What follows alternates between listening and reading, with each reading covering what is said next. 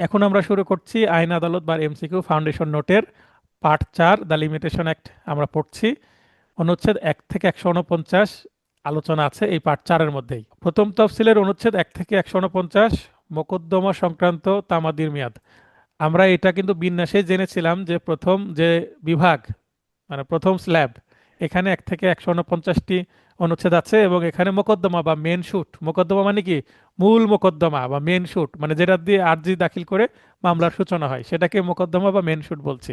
সেটা কোন মামলা কত দিনের মধ্যে আদালতে দায়ের করতে হবে, কজ অফ অ্যাকশন সৃষ্টির পর, আপনার এটা বলে দেওয়া আছে। তো এখানে বাম দিকে আছে দেখেন অনুচ্ছেদ নাম্বার, মাঝখানে আছে মোকদ্দমার বিবরণ প্রথম বিভাগের, আর ডানে আছে হচ্ছে মেয়াদ। এখন আপনারা প্রশ্ন করতে পারেন যে এই যে চার্ট কিন্তু নাই, অনুচ্ছেদ যেগুলো আছে মূল আইনের মধ্যে চার্ট করা নেই, চার্ট করে দিয়েছে আপনাদের সুবিধার্থে। এবং একটা জিনিস মিসিং আছে এই চার্টে, সেটা হচ্ছে কজ অফ অ্যাকশন, মানে মামলার কারণ উদ্ভব কখন থেকে হবে এটা কিন্তু স্পষ্ট নাই। তো মামলার কারণ উদ্ভব আচ্ছা। মানে অস্বীকার করার জন্য বা যখন ক্ষতি হলো তখন, এটা খুব একটা ইম্পর্টেন্ট না। এটা ইম্পর্টেন্ট না এই কারণেই সেই বিষয়টা রাখিনি, যেন আমার এই A4 সাইজ পেজে তো আমাকে এটা একটা চমৎকার আকারে উপস্থাপন করতে হবে। যখন আমি আরেকটা কলাম করব তখন লেখাটা হয় ছোট হয়ে যাবে, না হলে আমার এক লাইনে লেখা ধরবে না। যেমন এগুলো দেখেন অনেকটা এক লাইনে লেখা ধরে গেছে, এখানে জি 91টা জি। এসে এখানে দেখেন 2 লাইন দিতে হয়েছে। 2 লাইন দেওয়ার কারণে এটা দেখতে একটু অন্যরকম লাগছে। 91, 92, 93, 93 এবং 95 এগুলো 2 লাইন করে দেওয়া আছে না? তো জি। যখন আমি একটা লাইনের মধ্যে লেখাটা নিয়ে আসতে পারবো, লেখাটা ছোট হবে, অল্প জায়গায় ধরে যাচ্ছে, প্লাস আপনার মনে রাখার জন্য পড়ার জন্য সুবিধা এটা। এটার জন্য আমার 5টা পেজ বেঁচে গেল এটা ম্যাটার না। আপনার এটা উপস্থাপনা সুন্দর হলে পড়তে ভালো লাগবে, এক পলকে চলে আসবে। যেমন এর আগে ক্লাসে বলছিলাম যে আমার 2 পেজ থেকে 6টা প্রশ্ন কমন ছিল, তো 23 সালে, সেটা বলছি। তো আমরা শুরু করি। অনুচ্ছেদ 2-এ কি বলা আছে? অনুচ্ছেদ 1 দরকার নাই, যেটা এখানে আছে এগুলোই পড়েন, কারণ আমি অনেকগুলো বাদ দিয়েছি যেগুলোর দরকার নাই। কোনো কাজ করলো একটা ব্যক্তি, কাজ করার কারণে আপনার ক্ষতি হয়ে গেল, অথবা কোনো কাজ করা থেকে বিরত থাকলো, বিরত থাকার কারণে ক্ষতি হয়ে গেল। মনে করেন যে কাজটি করা একজন ব্যক্তির দায়িত্ব, সেই কাজটি সে যদি না করে তাহলেও তো অন্যায় হবে, অন্যায় হবে না? জি জি জি। যেমন আমরা পেনাল কোডে মিসচিপ পড়েছি 425-এ, একজন আরেকজনের হাত থেকে আংটি খুলে নিয়ে নদীতে ফেলে দিল, এটার জন্য ক্রিমিনাল মামলাও করা যাবে, আবার ক্ষতিপূরণের জন্য সিভিল মামলাও করা যাবে। তো সিভিল মামলা করলে মনে করেন আপনার আংটির দাম যদি 50,000 টাকা হয়, এই 50,000 টাকার দাম এটা কিভাবে প্রমাণ করবে? ওই আংটির পরিমাণ কত, ওই বর্তমান বাজার মূল্য কত স্বর্ণের বা ডায়মন্ডের হলে সেটা তো দেখতে হবে। তো এই ধরনের কিছু কাগজ জুয়েলারি থেকে সংগ্রহ করে মামলা করার সময় জমা দিতে হবে, মানে ভ্যালুটা এস্টাবলিশ করার জন্য। এবং এটার মালিক যে আপনি ছিলেন এই মালিকানা সংক্রান্ত ক্রয় রসিদও দেখাতে হবে। দিয়ে মামলা করলে আপনি, এই যেদিন আপনার আংটিটা ফেলে দিল মানে আপনার ক্ষতি করলো, সেদিন থেকে মামলা করার সময় শুরু হবে। কত দিনের মধ্যে মামলা করতে হবে? 90 দিন। মানে ক্ষতিপূরণের মামলা সাধারণত কম্পেনসেশনের জন্য মামলা করতে হয় 90 দিন। তারপরে 3 নম্বর অনুচ্ছেদ খুবই গুরুত্বপূর্ণ, আমরা এসআর একটা 9 ধারা পড়ার সময় বলেছিলাম 369, মনে আছে ভাই?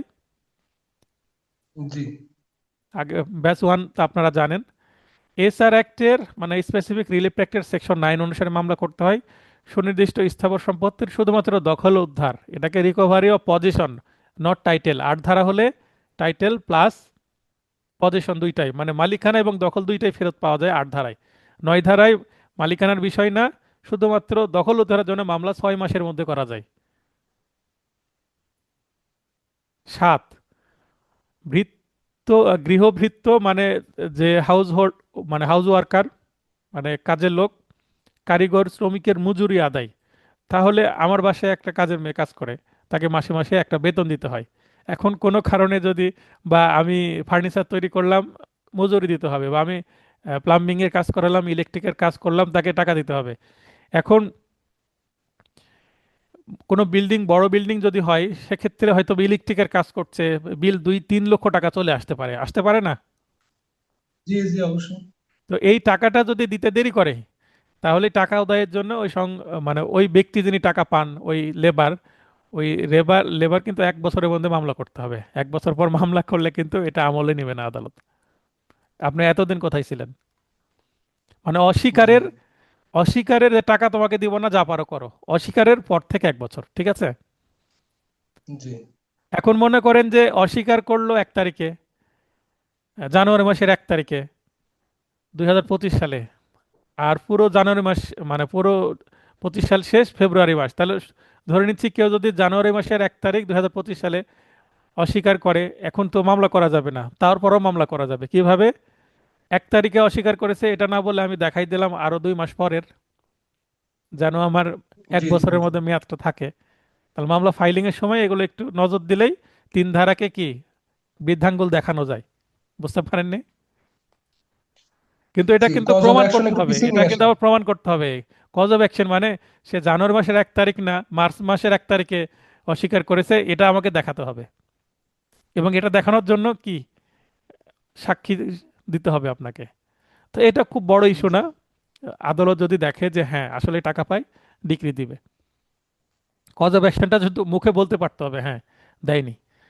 আচ্ছা, এই এই কারণে কেন অনেক সময় এই কাজটা কেন আমরা করি?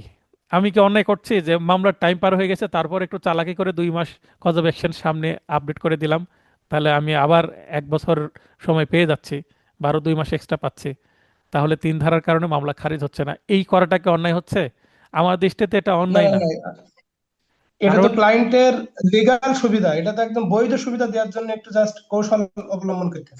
এখানে দেখেন আইনকে আমি ব্যবহার করছি, আইনের লুপ ব্যবহার করছি, ঠিক আছে, কিন্তু আসলে ওই ব্যক্তি টাকা পায় কিনা এটা যদি আমি বুঝতে পারি, তো এই আইন, এই তামাদি আইন পড়তে গিয়ে পরিচিতি অংশে গিয়ে আমরা কিন্তু একটা কথা বলেছি যে আইন কি করে, রিমিডিকে বার করে, অধিকারকে নয়।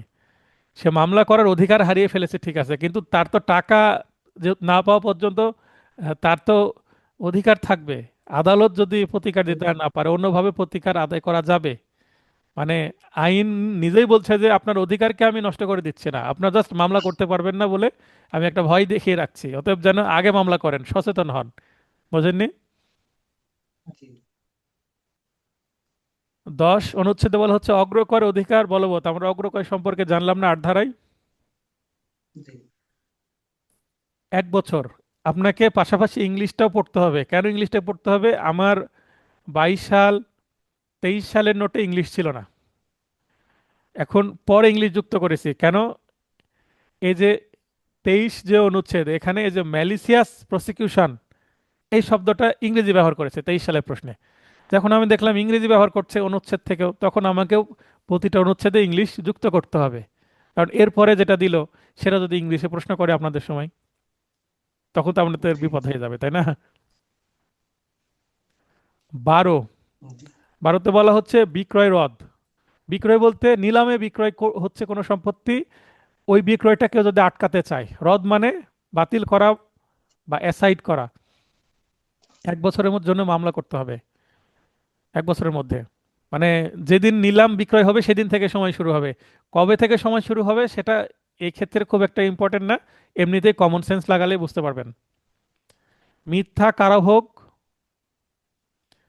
মিথ্যা কারাদণ্ড ভোগ, ক্ষতিপূরণ। মনে করেন একজন আরেকজনের বিরুদ্ধে মিথ্যা মামলা করেছে, মিথ্যা মামলা করার কারণে তার কারাদণ্ড হয়েছে, পরে আপিলে গিয়ে মামলায় সে খালাস পেয়েছে, হতে পারে না এরকম? জি জি জি তো 1 বছরের কারাদণ্ড দিয়েছে, কিছুদিন কারাদণ্ড ভোগ করেছে, পরে আপিলে গিয়ে মামলা যদি খালাস পায়, এখন তাকে যে মিথ্যা মামলায় কারাদণ্ড ভোগ করালো সেটার জন্য তো আপিলে খালাস পাবেই, কিন্তু সিভিলে গিয়েও ক্রিমিনাল মামলাতে জেল খাটিয়েছে, কিন্তু সিভিল মামলা করে আমি জেলে থাকার কারণে আমার এত লাখ টাকার ক্ষতি হয়েছে, দাও ক্ষতিপূরণ। 1 বছরের মধ্যে মামলা করতে হবে, রায় প্রকাশ, মানে যেই দিনকে আপিলে সে খালাস পাবে সেদিন থেকে তার ক্ষতিপূরণের মামলা করার সময় শুরু হবে। কারণ সেই দিনই তো প্রমাণ হলো যে মামলাটা মিথ্যা ছিল, তাই আপিলে সে খালাস পেল, তাই না? জি আর আর যেহেতু ক্ষতিপূরণের মামলা সেই কারণে সিভিল, তাই তো স্যার? ক্ষতিপূরণ তো সিভিল দিবে। আপনার ক্রিমিনাল জি মামলা কখনো ক্ষতিপূরণ দেয় না। ক্রিমিনাল মনে করেন যে ওই যে প্রথমে যেটা বললাম 2-এ, আপনার আংটি ফেলে দিল, এখন আপনার যদি ক্রিমিনাল মামলা তার বিরুদ্ধে করেন, মামলা যদি প্রমাণিত হয়, প্রমাণিত হলে তার কি হবে? কারাদণ্ড হবে বা ফাইন হবে। ফাইনটা আবার কে পাবে? সরকারই পাবে। তার মানে আপনি কি পেলেন? আচ্ছা আপনার মানসিক শান্তি পেলেন যে আমার তুমি ইয়া ফেলে দিয়েছো, তোমাকে জেল খাটালাম, এবং তোমার জরিমানা কার কাছে গেল? সরকারের কাছে গেল। কিন্তু আমি যে উকিলের ফি দিয়ে মামলা করলাম, আমার 50,000 টাকা খরচ হলো, আমার 1 টাকাও লাভ নাই। ক্রিমিনাল মামলা হচ্ছে এটা। ক্রিমিনাল মামলা আসলে প্রতিশোধমূলক মামলা, তাই না? জি জি এবং কেন করা হয়? কারণ এই মামলা না করলে তো সে আরো বেড়ে যাবে, আরো ক্ষতি করবে, তাই না? আরো ভয় পাবে মানুষ। জি মানে নেক্সট অন্যায়টাকে আটকানোর জন্য, আর মনের মধ্যে একটা প্রতিশোধ নেওয়ার ইচ্ছা থাকে, রিভেঞ্জ নেওয়ার জন্য ক্রিমিনাল মামলা করা হয়, একটা মানুষ করে। কিন্তু আপনি ওই আংটিটার টাকা ফেরত পাওয়ার জন্য আপনাকে সিভিল মামলা করতে হবে। যত সভ্য সমাজ, সেই সমাজে তত সিভিল মামলা বেশি। বিদেশে একজন, মনে করেন যে আরেকজনের বাড়ির ক্ষতি করে ফেলেছে, বা গাড়ি গাড়ি ধাক্কা লেগেছে, কোনো ধরনের ছোটখাটো ক্ষতি হয়েছে, বড় ধরনের অ্যামাউন্টে সিভিল মামলা করে দেয়। বাংলাদেশে সিভিল মামলা করলে ভাই 10 বছর, 20 বছর, 100 বছর চলে। বিদেশে সিভিল মামলা দ্রুত শেষ হয়ে যায়, ক্রিমিনাল মামলার আগে শেষ হয়ে যায় সিভিল মামলা। বুঝতে পেরেছেন? এই কারণে বিদেশে জি সিভিল মামলা বেশি। আরেকটা আইন আমাদের দেশে মানে আমাদের দেশে চালু আছে কিন্তু প্রচলন নাই, সেটাকে টর্ট আইন বলে।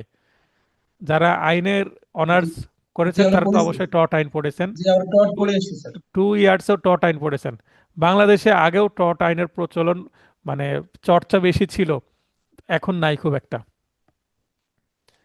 তো টর্ট আইন পড়তে গিয়ে যদি কিছু কেস স্টাডি করেন, দেখবেন যে একটা হিউজ অ্যামাউন্ট পাওয়া যায়, কিন্তু ওই অ্যামাউন্ট পেতে পেতে বাংলাদেশে লাইফ শেষ। 20 বছর, 30 বছর মামলা চলবে ক্ষতিপূরণ পেতে পেতে। বুঝতে পারেননি?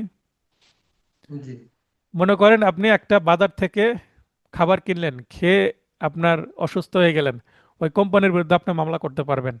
কোম্পানির বিরুদ্ধে মামলা করে মামলা জিততে আপনার যে স্ট্রাগল, সেটা লাইফে এত বেশি হবে, কিন্তু লাইফ শেষে আপনি প্রমাণ করতে পেলে 20 বছর পরে হলে আপনি কি কি পাবেন? ক্ষতিপূরণ পাবেন। কিন্তু কোম্পানি নিম্ন আদালতে হেরে গেলেও হাইকোর্ট, অ্যাপিলেট ডিভিশন, সম্পূর্ণভাবে যতদূর যাওয়া সম্ভব যাবে। কারণ যখনই হেরে যাবে তখন তো কোম্পানির গুডউইল নষ্ট হবে, দুর্নাম হবে, তাই না? জি এবং এই 3 পথে সুপ্রিম কোর্ট পর্যন্ত যাত্রা করতে অনেক বছর চলে যাবে। টাকা আলটিমেটলি পাবে, কিন্তু অনেক দেরি হবে। কিন্তু বিদেশে এরকম না, বিদেশে দ্রুত রিকভারি হয়। তো ক্ষতিপূরণের মামলা বা টর্ট চর্চাটা বেশি হলে মানুষ একটু সভ্য হবে। 22, অন্যান্য ক্ষতির জন্য ক্ষতিপূরণ। তাহলে এখানে আমরা একটা ক্ষতিপূরণ দেখলাম হচ্ছে কারাদণ্ড, মিথ্যা কারাদণ্ডের জন্য। প্রথমে 2-এ দেখলাম যে কোনো কাজ করে, আর এর বাইরে যদি কোনো ক্ষতিপূরণের বিষয় থাকে, ইনডিরেক্ট, যেটা আদার্স, সেক্ষেত্রে 1 বছর। 23, বিদ্বেষমূলক ফৌজদারিতে সোপর্দ, ক্ষতিপূরণ, কম্পেনসেশন ফর ম্যালিসিয়াস প্রসিকিউশন। এই যে ম্যালিসিয়াস প্রসিকিউশন শব্দটা ব্যবহার করে 23 সালে প্রশ্ন এসেছে, 1 বছরের মধ্যে মামলা করতে হবে। প্রশ্ন এসেছে ম্যালিসিয়াস প্রসিকিউশনের থেকে সম্ভবত অনুচ্ছেদ কততে আছে সেটা প্রশ্ন করেছে। একটু নিচেই দেখবেন যে আপনাদের প্রশ্ন আছে। 24, লিখিত কুৎসা দ্বারা মানহানি। কুৎসা মানে কি? নিন্দা, বাজে কথা বলা। আমরা মানহানি পড়লাম না জি পেনাল কোডে? তো ওখানে আমরা মানহানির ইংরেজি কি দেখেছিলাম? ডিফামেশন। ডিফামেশন। এখানে দেখেন লাইবেল। ডিফামেশনের এখানে সিনোনিম ব্যবহার করেছে লাইবেল। ঠিক আছে? লাইবেল, ও আচ্ছা আচ্ছা, জি জি জি তো কম্পেনসেশন ফর ম্যালিসিয়াস লাইবেল। তারপরে এটা হচ্ছে লিখিতভাবে কারো যদি দুর্নাম ছড়িয়ে দেওয়া হয়। আর 25-এ বলা হচ্ছে মৌখিক কুৎসা দ্বারা মানহানি, এটার ক্ষতিপূরণের মামলা। এখানে দেখেন, আমি একটা কথা লিখলাম যেমন মৌখিক কুৎসা দ্বারা মানহানি, এটা হচ্ছে ঘটনা, কমা দিলাম, তারপরে হচ্ছে ক্ষতিপূরণ। ক্ষতিপূরণ মানে কি? মামলার প্রকার, কিসের জন্য মামলা, মামলার প্রকার সংক্ষিপ্তভাবে উপস্থাপন করেছি। কমা দেওয়ার অর্থ কি? মৌখিক কুৎসা দ্বারা মানহানি মানে এটা কারণ ঘটালো, তার মানে এখানে ক্ষতিগ্রস্ত হলো, তাই ক্ষতিপূরণের মামলা করবে। এখানে কমা দিয়ে ক্ষতিপূরণ, ক্ষতিপূরণের মোকদ্দমা কথাটা কিন্তু লিখিনি আমি। কেন? কারণ জায়গা নাই তাই। এবং আমার এত পড়ারই জি জি দরকার কি? সংক্ষিপ্তভাবে আমার নোট তৈরি করেছে, সংক্ষিপ্তভাবে থাকবে। বোঝা তো যাচ্ছে নাকি? ঠিক আছে। জি জি বুঝতে তো পারছি। জি তাহলে কম্পেনসেশন ফর ম্যালিসিয়াস স্ল্যান্ডার, এর আগে দেখলেন লাইবেল, এটা হচ্ছে স্ল্যান্ডার। স্ল্যান্ডার মানে কি? স্ল্যাং ল্যাঙ্গুয়েজ ইউজ করা, জি জি গালা, যেটা গালমন্দ করা, এই ধরনের। জি জি ফেসবুকে কিন্তু অহরহ হচ্ছে। যার যার কোনো পোস্ট পছন্দ হচ্ছে না তার পোস্টে মানুষ নেগেটিভ কমেন্ট করছে, গালাগালি করছে, এটার বিরুদ্ধেও কিন্তু মামলা করা যাবে যে এক কমেন্ট বছরের বক্স মধ্যে। মানে স্ল্যান্ডারের ঝুড়ি। হুম হুম। 31, পণ্য অর্পণ না করা বা বিলম্বে অর্পণ, এটার জন্য ক্ষতিপূরণ। ওই যে একটা মাল অর্ডার করলাম, সে মালটা মনে করেন আমাদের রাজশাহী থেকে অনেক সময়, মানে রাজশাহী, চাঁপাইনবাবগঞ্জ এই এলাকা থেকে সারা দেশে কিন্তু আম যায়, খুব বিখ্যাত আমাদের রাজশাহী আমের জন্য। তো জি এই জি আম পাঠালাম মনে করেন একজনকে, এই আম সময় মতো যদি না পৌঁছে, তাহলে এটা দায় কে নিবে? ডেলিভারি কোম্পানি নিবে না? জি আম নষ্ট হয়ে গেলে তাহলে ওই জি কোম্পানির বিরুদ্ধে মামলা করা যাবে। নন ডেলিভারি মানে ডেলিভারি করেইনি, অথবা ডিলে ডেলিভারি করেছে, মানে ডেলিভারি করেছে আম পৌঁছে যাওয়ার পরে, নষ্ট হওয়ার পরে। তাহলে 3 দিনে ডেলিভারি করার কথা ছিল, করলো 3 সপ্তাহ পরে। তাহলে আম পৌঁছে একেবারে অবস্থা খারাপ, তাহলে ওইটা কি খাওয়া যাবে? না খাওয়া না। যাবে না। তাহলে এটা আমের উদাহরণ দিলাম, যে কোনো পণ্য, গুডস মানে কি? পণ্য, তাই না?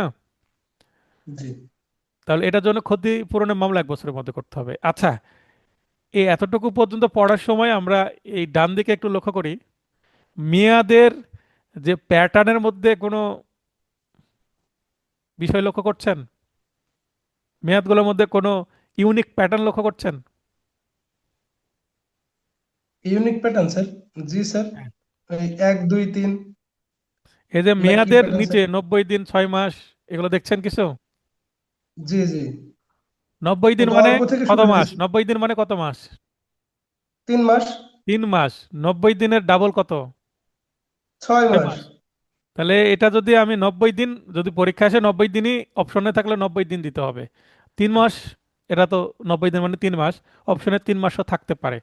কিন্তু যেহেতু বইয়ে 90 দিন আছে, আমি 90 দিনই দিয়েছি। তাহলে 90 দিনের ডাবল যেটা হচ্ছে ছয় পর্যায়ক্রমে মাস শুরু হয়েছে স্যার।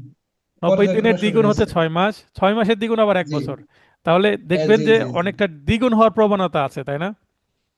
জি জি।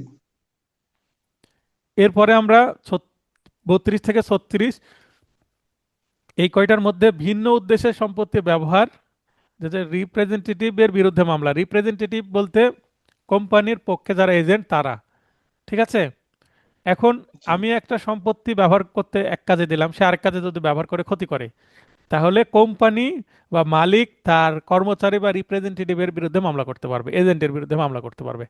এটা 32 33 34 35 36 সবগুলোতে ভিন্ন ভিন্ন কি দেওয়া আছে, সিচুয়েশন দেওয়া আছে। তো সব সিচুয়েশনের ক্ষেত্রে মামলা করার তো আমাদের মেয়াদ দেওয়া হয়েছে 2 বছর। 1 বছর থেকে আবার ডাবল হয়ে গেল।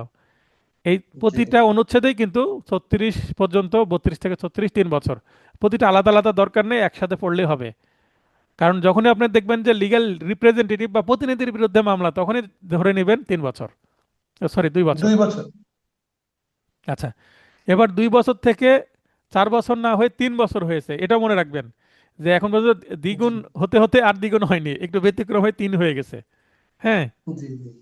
এখন 4 বছর কোনো মানে বৈধ মেয়াদ নাই, 4 বছর মেয়াদের কোনো পয়েন্টই নাই, সেটা আমরা দেখবো একটু পরে।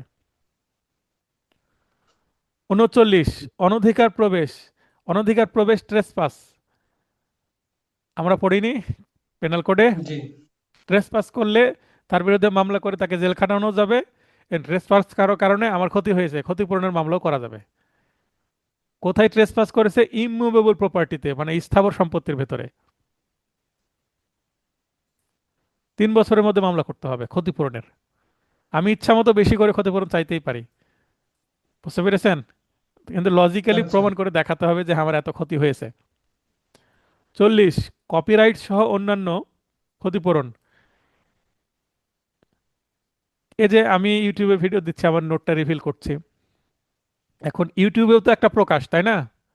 তাহলে ইউটিউবে হ্যাঁ। আমি যে ভিডিও দিলাম, এখন আমার নোটটাকেও যদি হুবহু নকল করে ইউটিউবে দেয়, আমি ইউটিউবে কিন্তু কপিরাইট স্ট্রাইক দেওয়া যায়, তাহলে তার ভিডিও ডিলিট হয়ে যাবে, অথবা মনিটাইজেশন অফ হবে। মনিটাইজেশন অফ হবে। আবার আমি আরো কি করতে পারবো, তার চ্যানেলের বিরুদ্ধে স্ট্রাইক দিতে পারবো, চ্যানেলও চলে যেতে জি পারে। জি ঠিক আছে, তার জি মানে আমি যে ইউটিউবে এখানে আমার নোটটা দেখাচ্ছি এটাও কিন্তু একটা কপিরাইটের মধ্যে চলে আসছে।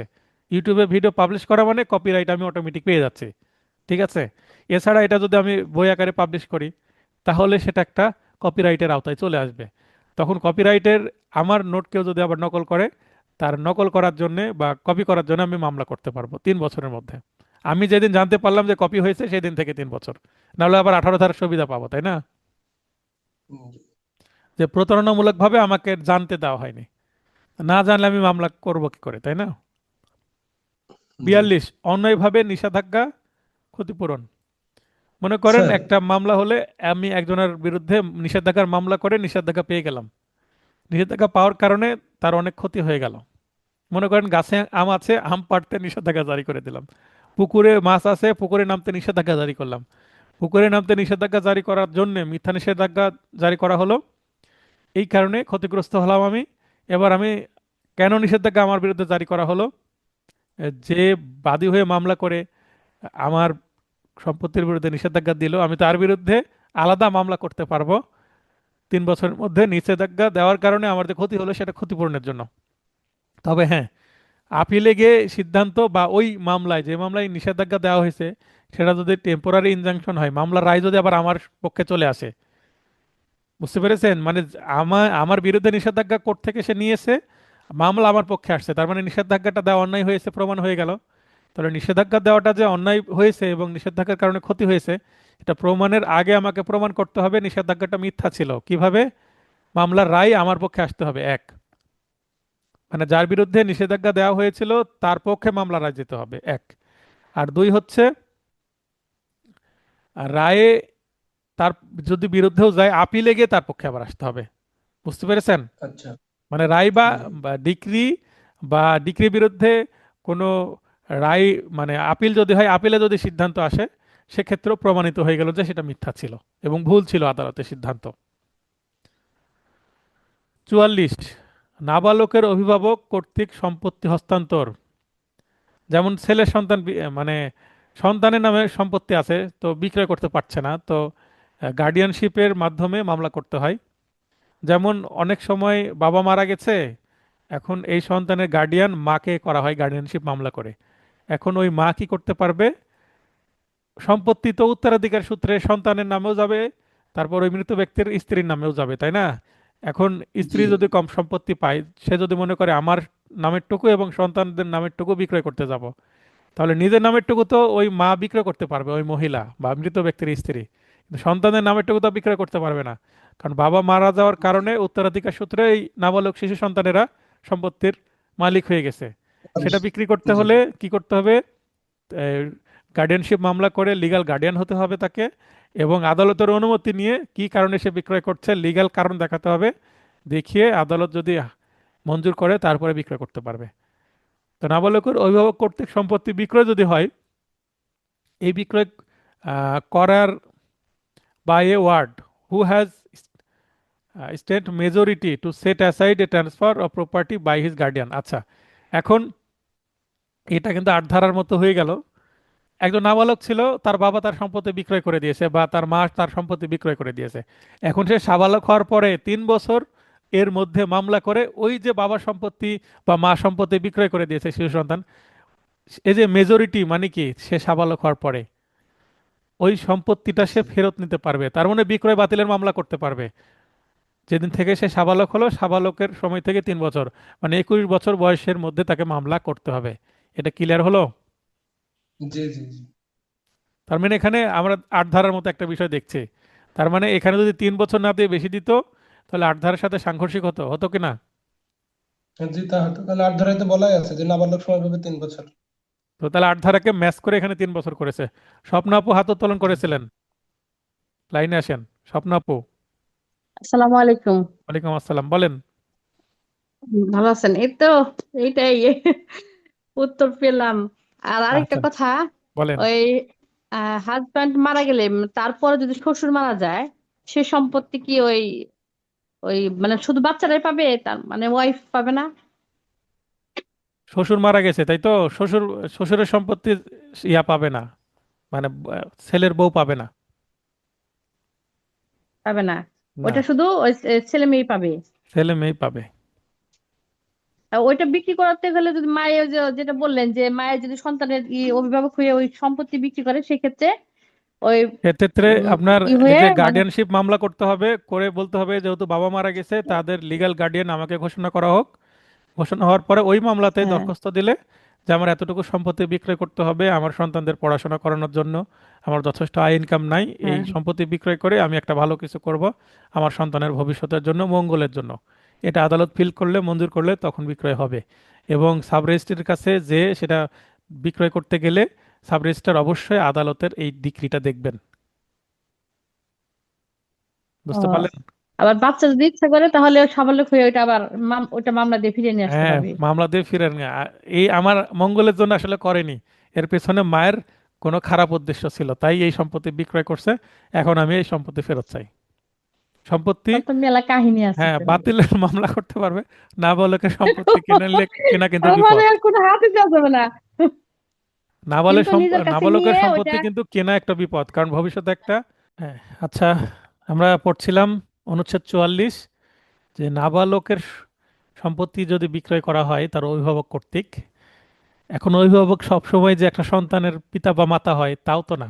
যদি কোনো এতিম সন্তান হয়, তার দেখা যাচ্ছে যে তার চাচা বা রক্তের কেউ না, কিন্তু অন্য কোনো একজন ব্যক্তি গার্ডিয়ান হিসেবে যুক্ত হলো, যুক্ত হওয়ার পর অন্যায়ভাবে নাবালকের সম্পত্তি বিক্রয় করতে পারে কিনা।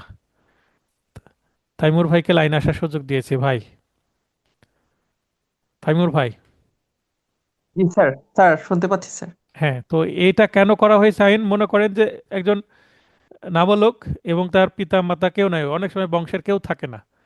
এখন পাড়া প্রতিবেশী বা একটা র্যান্ডম কোনো ব্যক্তিকে অভিভাবক নিয়োগ করা হতে পারে, তার যদি সম্পত্তি থাকে তার সম্পত্তি দেখভালের জন্য, তাই না? এরকম হয় না বাস্তবে? জি স্যার। বা সিনেমাতে দেখি যে চাচা তার নাবালক সন্তান, বিশেষ করে নায়িকা বা নায়ক ছোটকালে চাচার কাছে মানুষ হয়েছে, জানে ওটাই বাবা। এ ধরনের কাহিনী বাংলা সিনেমাতে আছে না?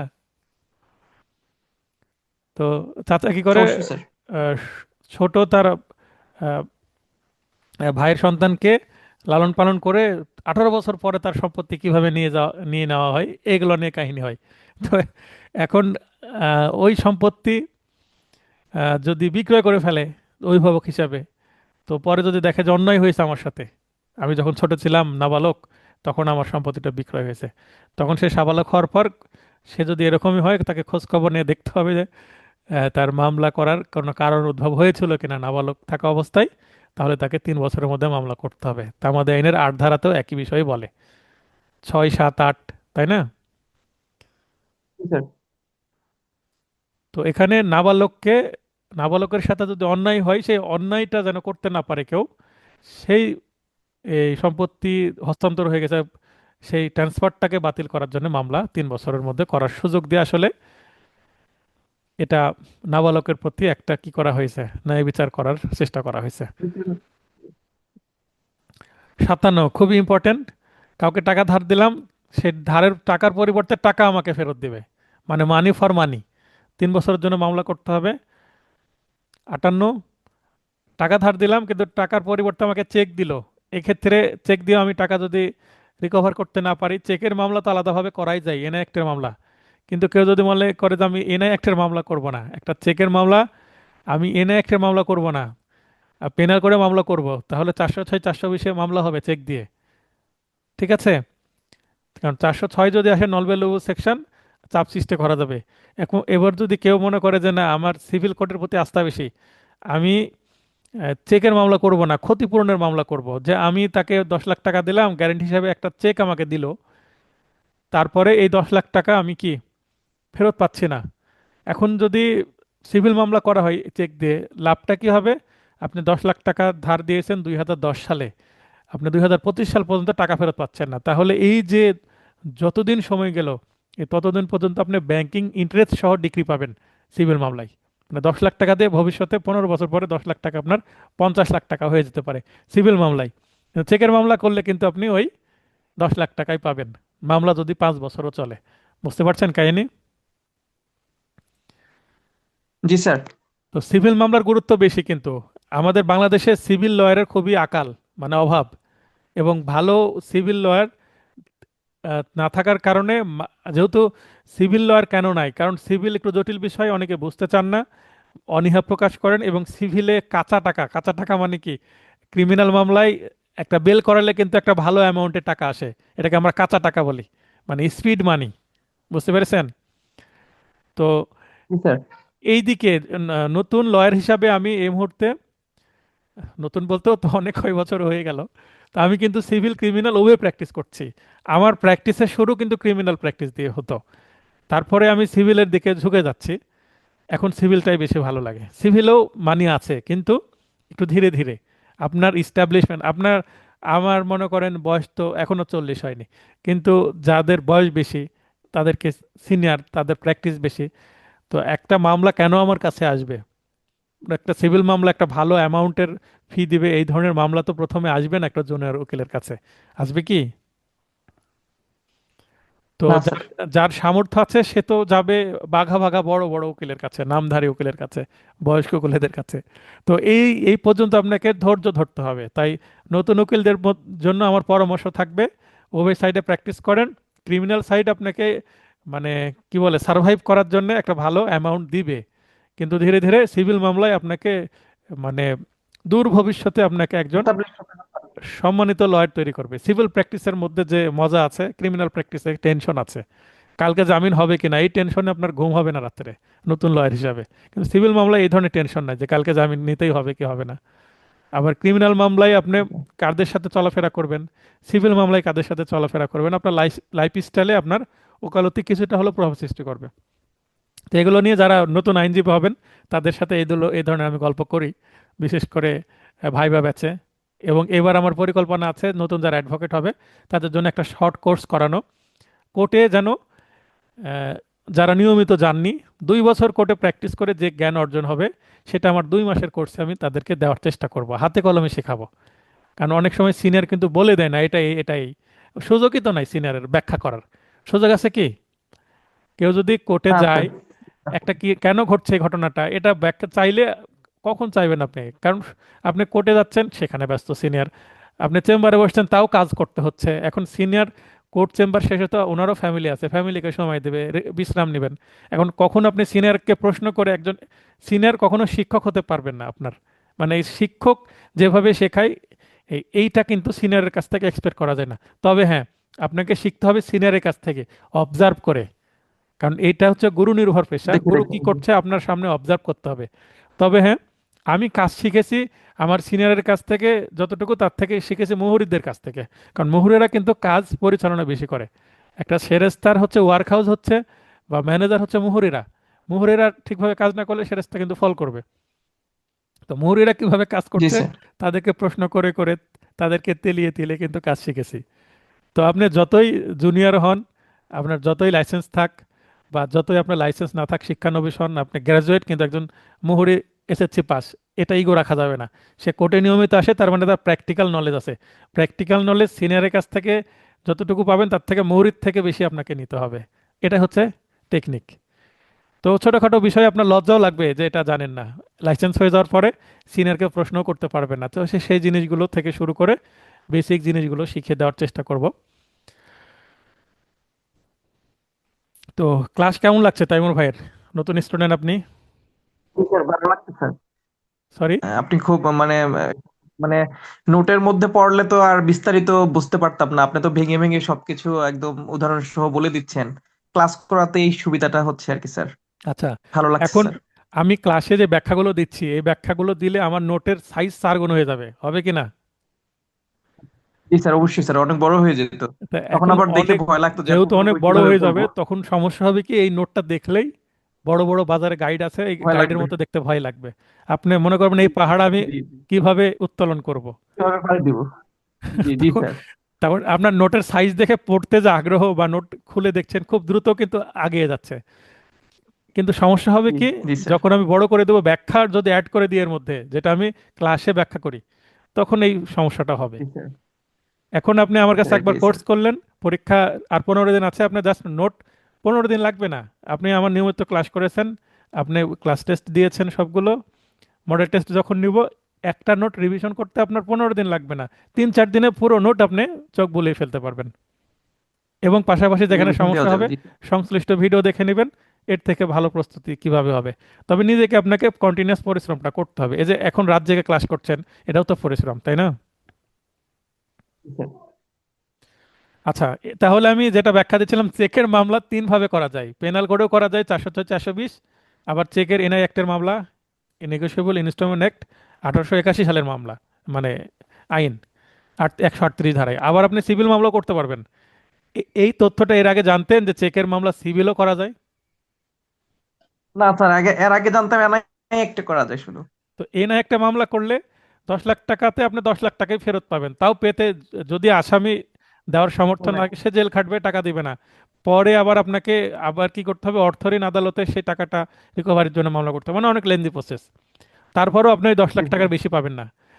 দেখবেন যে আইনে লেখা আছে 3 গুণ পর্যন্ত জরিমানা হতে পারে। বাকি টাকা কোথায় যাবে? সরকারের কোষাগারে যাবে, আপনার কোনো লাভ নাই। কিন্তু চেকের চেকের মামলার আপনি বলতে পারেন আমি চেকের মামলা করেছি, পাশাপাশি কি সিভিল মামলা করতে পারবো সেম চেক দিয়ে? হ্যাঁ, করা যাবে। সিমিলটেনিয়াসলি একটা ঘটনাকে কেন্দ্র করে সিভিল ক্রিমিনাল উভয় মামলা হতে পারে। যেমন মানহানি করেছে কেউ, আপনি ক্রিমিনাল মামলা করেন, সিভিল মামলা করেন। আপনার কেউ ক্ষতি করেছে, ক্ষতিপূরণের জন্য মামলা করেন সিভিল, আবার ক্রিমিনাল মামলা করে তাকে সাজা দেন। বুঝতে পেরেছেন? জি স্যার, দুইটাই করা যায়। দুই সাইডই করা আমি আমি এই গল্পটা কেন করলাম, কারণ আমরা ওকালতি করতে এসে সহজ অপশন খুঁজি, পরিশ্রম করতে চাই না। এই সহজ অপশন খোঁজার কারণে আমরা এই ভালো আইনজীবী তৈরি হচ্ছে না সিভিল সেক্টরে। ক্রিমিনাল সেক্টর স্যার প্র্যাকটিস চেকের করে ওই সহজ। স্যার চেকের ওই সিভিল মামলাটা কি মানি শুট বলে ওইটা স্যার? না না, এটা মানুষ, হ্যাঁ, মানুষটি হবে, সরি, এটা মানুষটি হবে। এখানে আপনি মিন প্রফিট সহ যে বিষয়গুলো, এইগুলো মনে করেন ইয়া নাই, কি বলে, সচেতনতা কম। আইনজীবীরাই আমরা কম বুঝি, মানুষকে কিভাবে সচেতন করব। বুঝতে পেরেছেন? তো যারা এখন জি জি। একটু মেধাবী পড়াশোনা করে আসছেন, আমি প্রত্যাশা করব তারা একটু পড়াশোনা করে এই সচেতনতা তৈরি করবেন। ট্রট আইনের প্রচলন যদি বেশি হয়, তাহলে দেশের উন্নয়ন হবে, মানুষ অন্যায় কমে যাবে। কাউকে সাজা দিয়ে অপরাধ আটকানো যায় না, কিন্তু জরিমানা করে অপরাধ আটকানো যাবে। জরিমানার পরিমাণ ধীরে ধীরে বাড়তে থাকবে। এটা নিয়ে আমি মানে আপনাদের পাশাপাশি একটু ফুরসত হলে কিছু সিরিজ টাইপের ভিডিও নিয়ে আসবো, ছোট ছোট, তখন এগুলো ব্যাখ্যা করব। আশা করি সাথে থাকবেন আপনারা। ওই ধরনের ভিডিও থেকে আপনাদের অবশ্যই অনেক স্যার, নলেজ ইনশাআল্লাহ। তৈরি হবে। তো ইনশাআল্লাহ এটাও স্যার। 3 বছর। হ্যাঁ, 58 3 বছর। 59 এখানেও কিন্তু ধার, আমি ধার দিলাম এবং চাহিদা মাত্র পরিশোধযোগ্য, মানে এখানে কোনো মেয়াদ নাই। আমি ধার দিলাম, দোস্ত তুমি এটা রাখো, তোমার প্রয়োজনে তুমি তো কাজে লাগো, আমি যখন চাইবো তখন দিবে। ব্যাপারটা এরকম, on demand, payable on demand, যখন চাইবো তখন দিতে হবে। কিন্তু এটা আবার এগ্রিমেন্টও থাকবে। এগ্রিমেন্ট না থাকলে তো আপনি মামলা প্রমাণই করতে পারবেন না। এটাও 3 বছর। 66 থেকে 80 অনেকগুলো অনুচ্ছেদ আছে, মুচলেকা, বিনিময়পত্র, অঙ্গীকারপত্র। আমরা পড়লাম না, বিল of exchange, promissory note.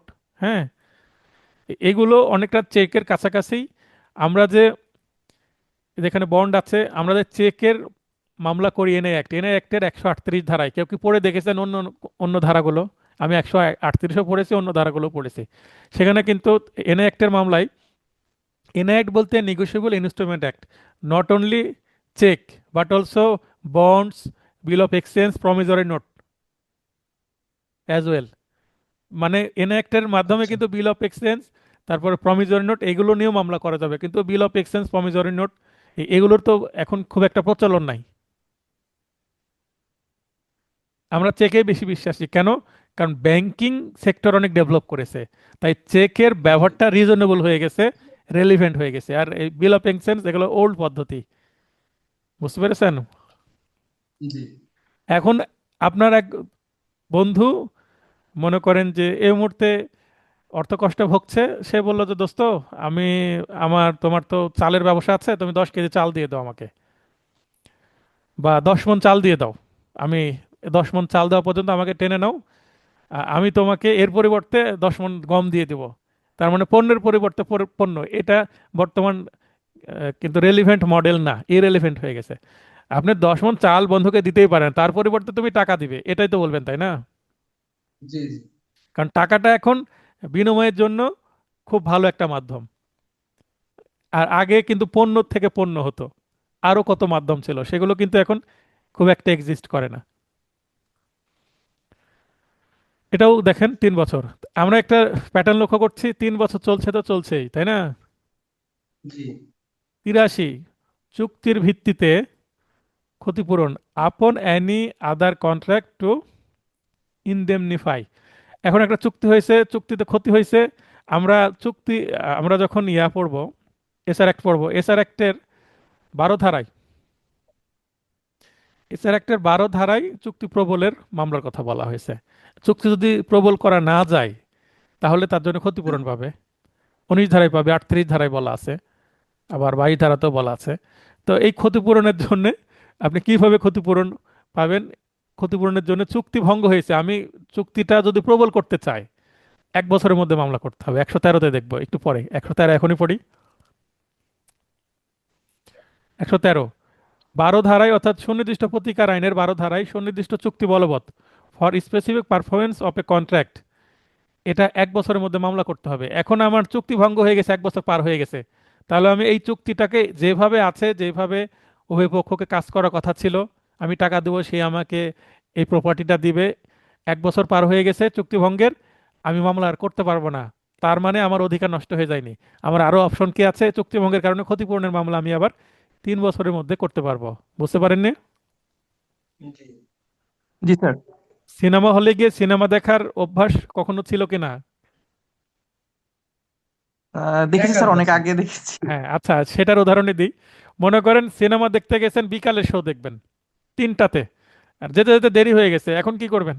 3টার show miss হয়ে গেছে, 6টার শো দেখবো, তাই না? সন্ধ্যার শো। জি জি স্যার। 1 বছরের মধ্যে মামলা করতে পারেনি, এরপরে কি অপশন আছে? 3 বছরের মধ্যে ক্ষতিপূরণের মামলা করেন। বুঝতে পারলাম? জি জি জি এই স্যার। সিনেমা হলের গল্পটা বললাম, এই 83 এবং 113-কে হুক করে দিলাম, এই সিনেমা শব্দটা মাথার মধ্যে যাবে, 113 এবং আপনার 83, মানে সেকেন্ড অপশন আছে কিনা, এই জিনিসগুলো তখন আপনার মনে থাকবে আর আর কি। কারণ সিনেমার সাথে আমাদের নস্টালজিয়া আছে। এখন যদিও সিনেমা হলে সিনেমা দেখার প্রবণতা কম, আমাদের ফোনই যথেষ্ট এখন। আর ওই জি লেভেলের স্যার। আর সিনেমা তৈরি হচ্ছে না, পরিবেশ নাই। আচ্ছা, 84, অ্যাডভোকেট কর্তৃক খরচার, by an advocate for cost, এটাও কিন্তু এসেছিল রিসেন্টলি। আমি অ্যাডভোকেট, একটা মামলায় আমাকে মক্কেল টাকা দিবে, আমি তার মামলা পরিচালনা করেছি, কিন্তু টাকা দিচ্ছে না। তো আমি তার বিরুদ্ধে 3 বছরের মধ্যে এই, আমার খরচের জন্য মামলা করতে পারবো, অ্যাডভোকেট ফি এর জন্য। বুঝতে পেরেছেন? চমৎকার জি বিষয়, স্যার। আমার সাথে এরকম একটা হয়ে আছে। একজন ব্যক্তি বলল, ভাই আমার একটা সম্পত্তি আছে, সম্পত্তির মার্কেট প্রাইস দেখলাম প্রায় 70 থেকে 80 লক্ষ টাকা। এখন এই আচ্ছা মামলায় বিক্রি পেলে আমাকে বললো আমি 2 লক্ষ টাকা দিব। তা আমি বললাম 2 লক্ষ টাকা না, আপনার মামলা চলতে যদি 20,000 টাকায় খরচ হয় সেটাই দিন তাহলে হবে। তো না স্যার, আমার সামর্থ্য নেই, আমি নগদ টাকা দিতে পারবো না। এখন যার মাধ্যমে আসছে তার আবার আমার বাবার সাথে বিজনেস আছে, এখন বাবাকে দিয়ে ফোন দেওয়াইছে, আমি কি করব? নিজে থেকে 2 লাখ আচ্ছা টাকার একটা চেক নিয়ে আসছে, যে চেকটা আমাকে দিয়ে দিয়েছে 2 লক্ষ টাকা, তারিখ বসায়নি, 2 লক্ষ টাকার চেক দিয়ে এখন মামলা চলছে। এখন যদি আমি চেক না নিই, তারপরেও কিন্তু এই যে এখানে মামলা করতে পারবো আমার কষ্টের জন্য। তাছাড়া চেক আলাদা একটা কি সুরক্ষা, তাই না? ডকুমেন্টস। জি জি স্যার। তো অ্যাডভোকেটদেরকেও কিন্তু বাকিতে কাজ করতে হয়, আলখাতা করা লাগতে পারে। আচ্ছা জি স্যার। আচ্ছা। আচ্ছা, 91, 91 বলা হচ্ছে 39 ধারা। এখন 39 ধারা কোন আইনের? সুনির্দিষ্ট প্রতিকার আইনের। এখানে যতগুলো সেকশন উল্লেখ করা থাকবে ম্যাক্সিমাম সেকশনই সুনির্দিষ্ট প্রতিকার আইনের। আমরা যে আইনগুলো পড়ছি তার মধ্যে পিওর সিভিল অ্যাক্ট কোনটা? SR act. জি এসআর অ্যাক্ট মানে সাবস্ট্যান্টিভ ল বা মৌলিক আইন, যেটাতে মামলা হয়। তো এই যে জি সেকশনগুলো বলা হবে সেগুলো সিভিল, আর আমরা পড়ছি সিভিল মামলা করার ক্ষেত্রে তামাদের মেয়াদ সংক্রান্ত বিধান 1 থেকে 149। তাই এখানে এসআর অ্যাক্টের কথাই বারবার আসবে। তবে বলতে পারেন শুধু এসআর একটাই কি সিভিল মামলা হয়? না, সিভিল মামলা অনেক প্রকারের আছে, ক্রিমিনাল মামলাও এত প্রকারের হয় না। বাংলাদেশে প্রচলিত এত আইন আছে সিভিল বিষয়ে যে আপনার ক্রিমিনালও এত হয় না। তো এটা নিয়ে অন্যদিন কথা হবে। দলিল রদ, 39 ধারাতে এসআর একটা বলা আছে দলিল রদ বা বাতিলের জন্য, যদি কোনো বিধান না থাকে যদি কোনো বিধান না থাকে, মানে দলিলের মধ্যে যদি উল্লেখ না থাকে বা সেই সংক্রান্ত যদি বিধান না থাকে, সেক্ষেত্রে 3 বছর সময় পাওয়া যাবে। 91 অনুচ্ছেদ খুবই ইম্পর্টেন্ট। আমি ফাইনাল টাচ নোটে এগুলো আবার রিপিট করব, যেগুলো খুবই ইম্পর্টেন্ট। মানে এখানে তো যেগুলো আলোচনা করছি সেগুলোকে আরো ছোট করে ফেলবো, গুরুত্বপূর্ণগুলো দিব। এবং আমি সেখানে স্টার দেওয়া থাকবে কোনটা কত, যদিও এই নোটে উল্লেখ করা আছে কোনটা কত স্টার। 91 নিশ্চয়ই 3 স্টার আছে, প্রথম দিকে যে সাজেশন আছে সেটা। 92, 42 ধারায় দলিল জাল মর্মে ঘোষণামূলক মামলা 3 বছরের মধ্যে করতে হবে। 92 গেল 93। আবার 42 ধারায় বলবৎ প্রয়াস দলিল জাল মর্মে ঘোষণা, বলবৎ প্রয়াস। আচ্ছা, এই যে 92 এর ঘটনাটা হচ্ছে, মনে করেন একজন একটা দলিল তৈরি করেছে, আমি জানতে পারলাম, কিন্তু সে সেই দলিলটাকে ব্যবহার করে বাস্তবে কিছু করার চেষ্টা করছে না। এখন দলিলটা কি, একটা পটেনশিয়াল বোম, মানে বোমা, কখন ফেটে উঠবে বলতে পারবো না।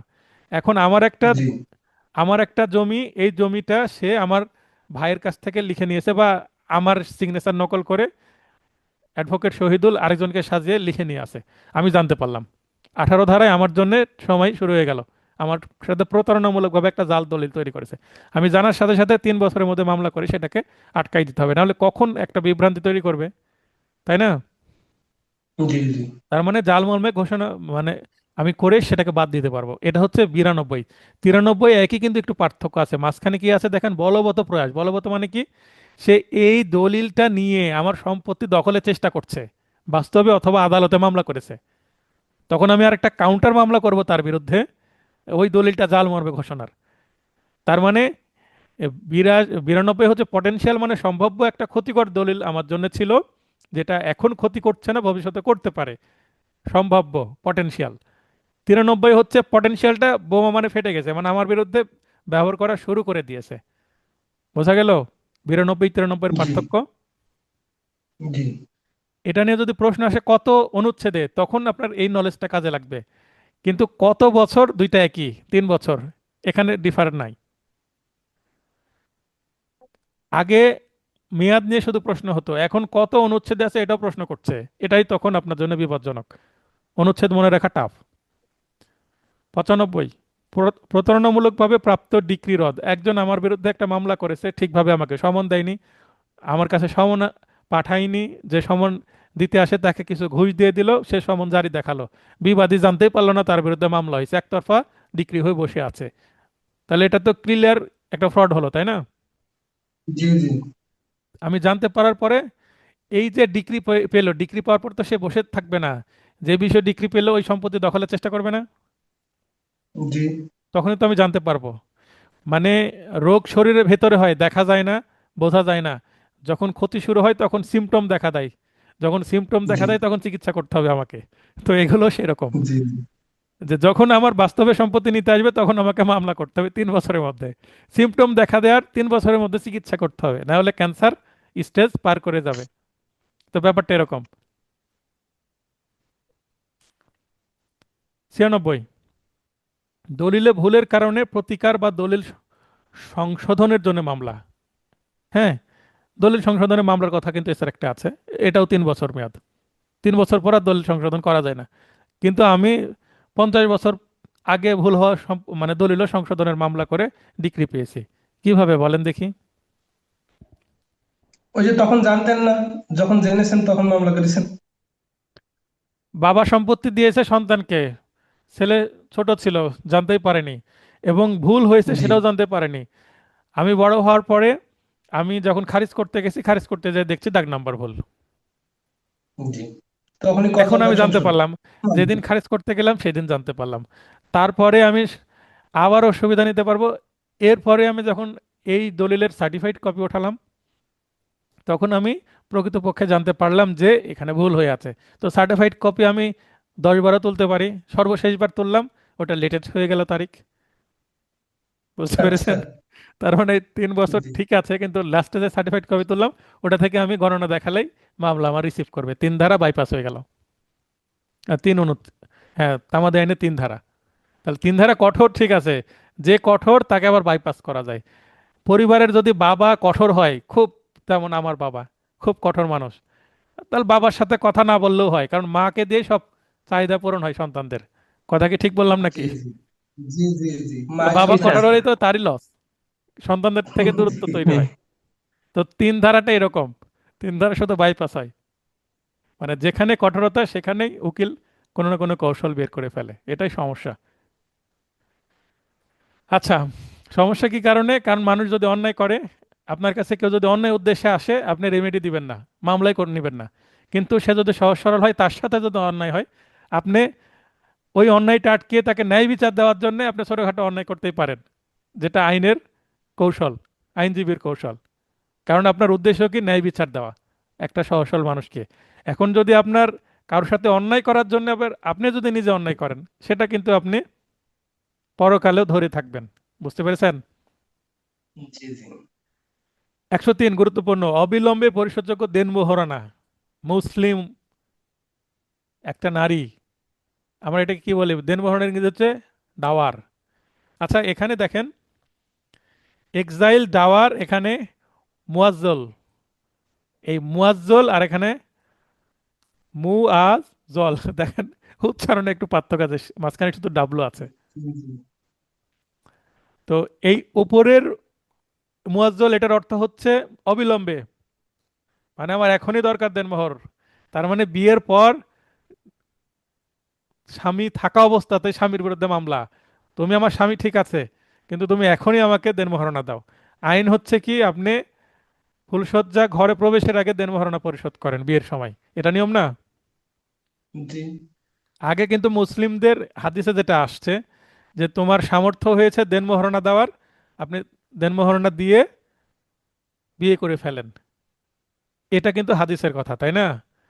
এই কারণে কিন্তু বাল্য জি বিবাহ যদিও হয়েছে, তো দেনমোহরণা দেওয়ার সামর্থ্য থাকলে বিয়ে করতে পারবে। অনেক আরব পুরুষের দেনমোহরণা দেওয়ার সামর্থ্যের কারণে অনেক দেরিতে বিয়ে হয়েছে, অনেকের বিয়ে হয়নি, তাই না? জি 104 কি বলা হচ্ছে? বিলম্বিত পরিশোধযোগ্য। বিলম্বিত বলতে এখানে ডিভোর্সের পরে 3 বছর। তার মানে দুইটাই সুযোগ আছে, বিয়ে বলবৎ থাকা অবস্থাত, আবার বিয়ে ডিভোর্সের পর। ডিভোর্সের পরেও কিন্তু 3 বছর সময় আছে। 3 বছর পরে মহারণার মামলা আদায় করতে গেলে ঝামেলা আছে। 106, ভেঙে যাওয়া অংশীদারি প্রতিষ্ঠান, মানে জয়েন্ট ভেঞ্চার বা পার্টনারশিপ, এখন ভেঙে জি গেছে। এখন যে ক্যাশিয়ার, তার কাছে সব ক্যাশ, আর যার কাছে ক্যাশ নাই সে বলছে ভাই দাও, হিসাব করো, কত টাকা পাবো আমাকে বুঝাই দাও, সে বুঝাই দেয় না, সে টাকা খেয়ে বসে আছে। এখন এটা বুঝাই নেওয়ার জন্য আদালতে শরণাপন্ন হতে হবে 3 বছরের মধ্যে। এটা কিন্তু অনেক সময় হয়, ঠিক আছে? হিসাব করা এবং জি লভ্যাংশ কতটুকু পাবো সেটা বুঝে নেওয়া। ডিসলভ মানে অংশীদারি পার্টনারশিপ ভেঙে যাওয়া।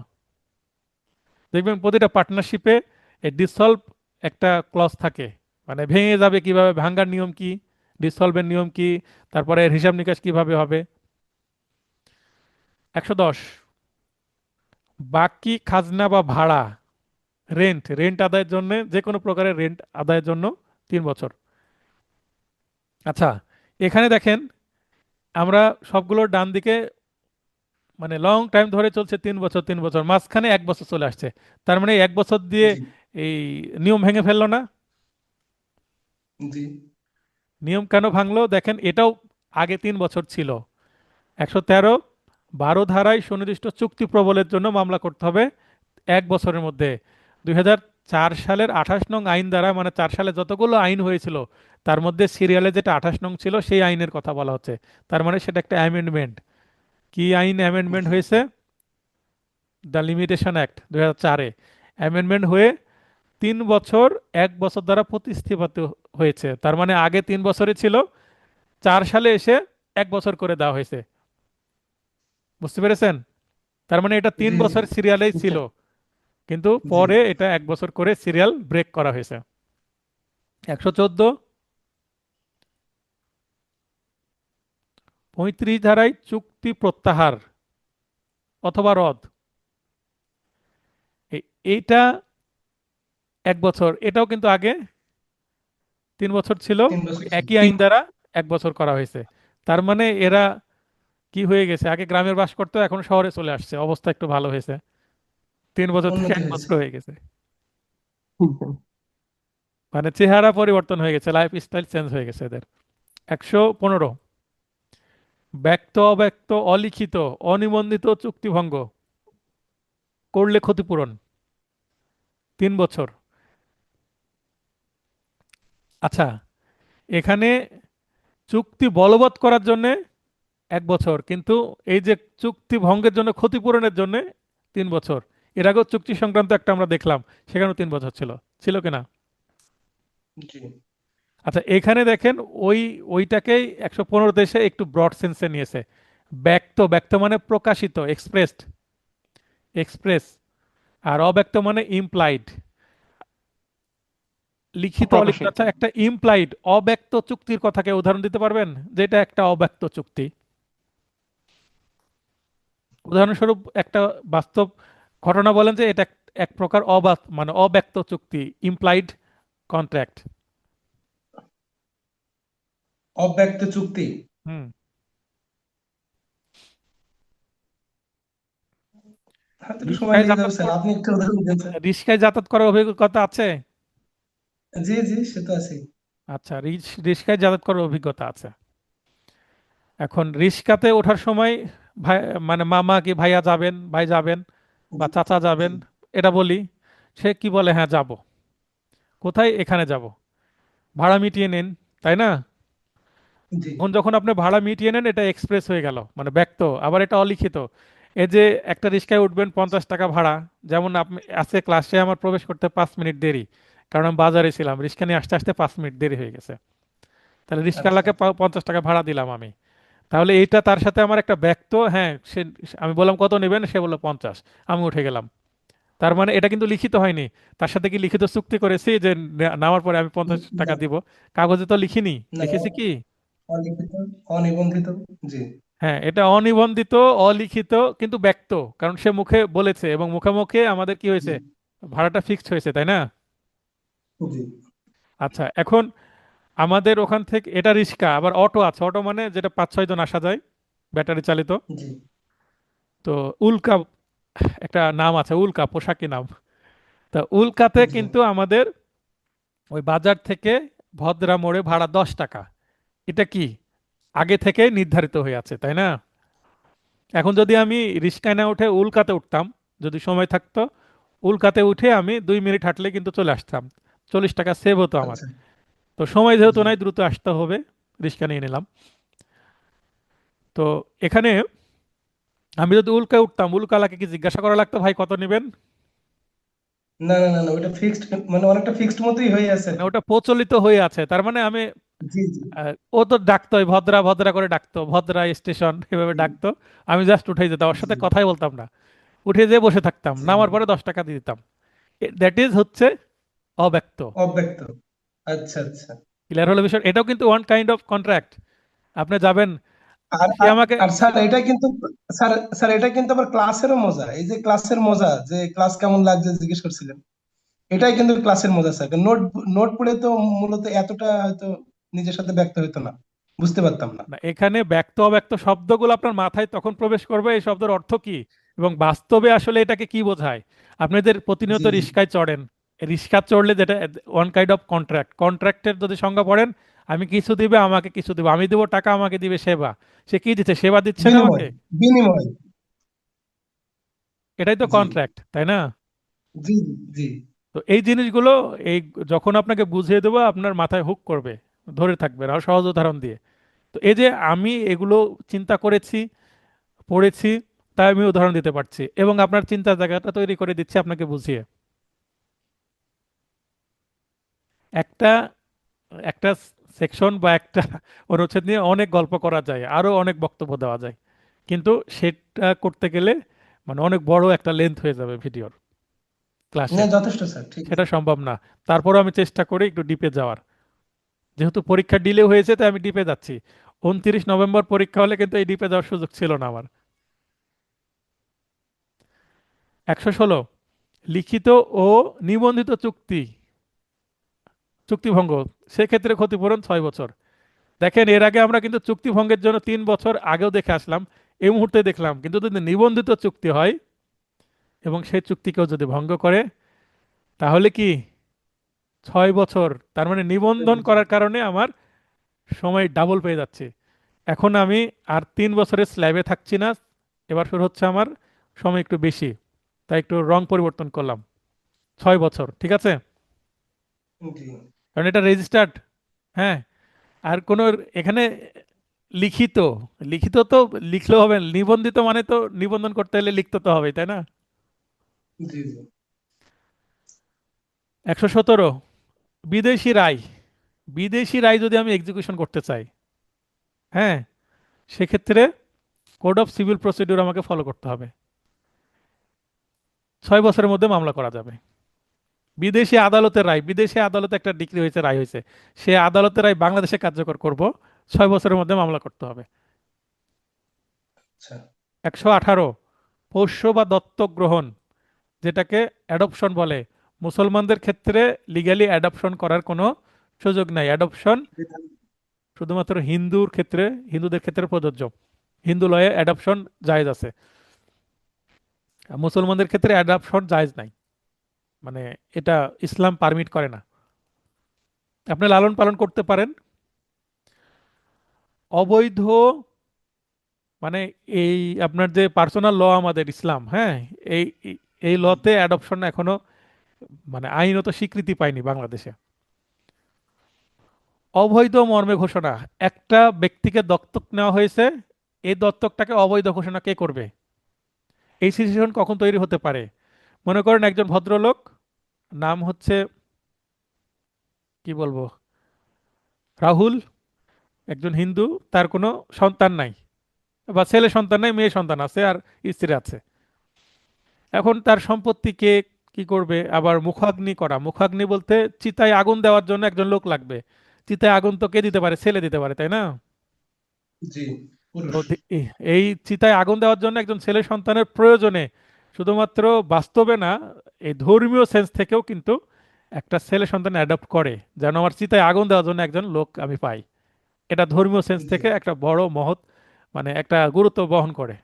ভেরি ইম্পর্টেন্ট একটা বিষয়, যে অগ্নি, মুখগ্নি বলে এটাকে। মুখগ্নি বলতে চিতায় কিন্তু আগুন মুখে মুখে দিতে হয়, এটা কি জানতেন? জি জি জানতাম স্যার, আমরা মানে পাশে হিন্দু রয়েছে তো স্যার, জানি স্যার। তো এটাকে মুখাগ্নি বলে। তো মুখাগ্নি দেওয়ার জন্য মুখাগ্নি অ্যাডপশন করাটাও কিন্তু একটা গুরুত্ব বহন করে। হিন্দু যারা কট্টর ধর্ম পালন করেন, মানে খুবই মেনে চলেন, তাদের ধর্মীয় মানে ডিভাইন সেন্স ধার্মিক থেকে। তো ধার্মিক হিন্দু যারা। হ্যাঁ, তো এই এই কারণেই এখন অ্যাডপশন নিল, এখন যদি স্ত্রী সন্তানে অ্যাডপশনের বিরোধিতা করে, তাহলে এই অ্যাডপশনটা অবৈধ ঘোষণা করতে পারে, এটার জন্য মামলা করতে পারে। কার নামে মামলা করবে? ওই ওই মিস্টার রাহুল এবং তার অ্যাডপ্টেড পুত্রের নামে, কারণ দুইজনই আচ্ছা যোগসাজশ করে অ্যাডপশন নিয়েছে, এটা বলবে। এটা 6 বছরের জন্য। আবার কি করতে পারে? মনে করেন অ্যাডপশন বাস্তবে হয়নি, অ্যাডপশনের একটা জাল দলিল তৈরি করলো, যে একজন ব্যক্তির বাড়িতে হাজির হচ্ছে, যে আপনি তো আমাকে অ্যাডপশন করেছেন, আপনার সম্পত্তির মালিক আমি। তাহলে সম্পত্তি হাতিয়ে নেওয়ার জন্য একটা জাল অ্যাডপশন পেপার কেউ তৈরি করতে পারে, পারে কি না? জি জি পারে এইগুলো অবশ্যই নিয়ে পারে। সিনেমা হয়। তাহলে কে মামলা করবে এটা বোঝাচ্ছি। 119, পোষ্য দত্তক গ্রহণ করেছে বৈধ মর্মে ঘোষণা।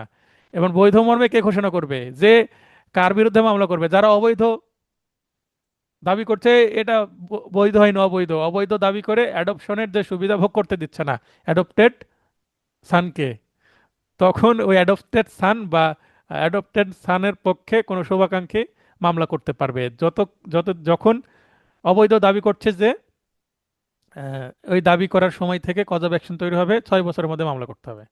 আচ্ছা, যেটা আলোচনা করছিলাম আমরা, 119, দত্তক নেওয়া হয়েছে, সে দত্তক কেউ যদি অস্বীকার করে তাহলে সেটা বৈধ, মানে সেটা লিগ্যাল হয়েছে, সেটা ঘোষণার জন্য মামলা করতে পারবে।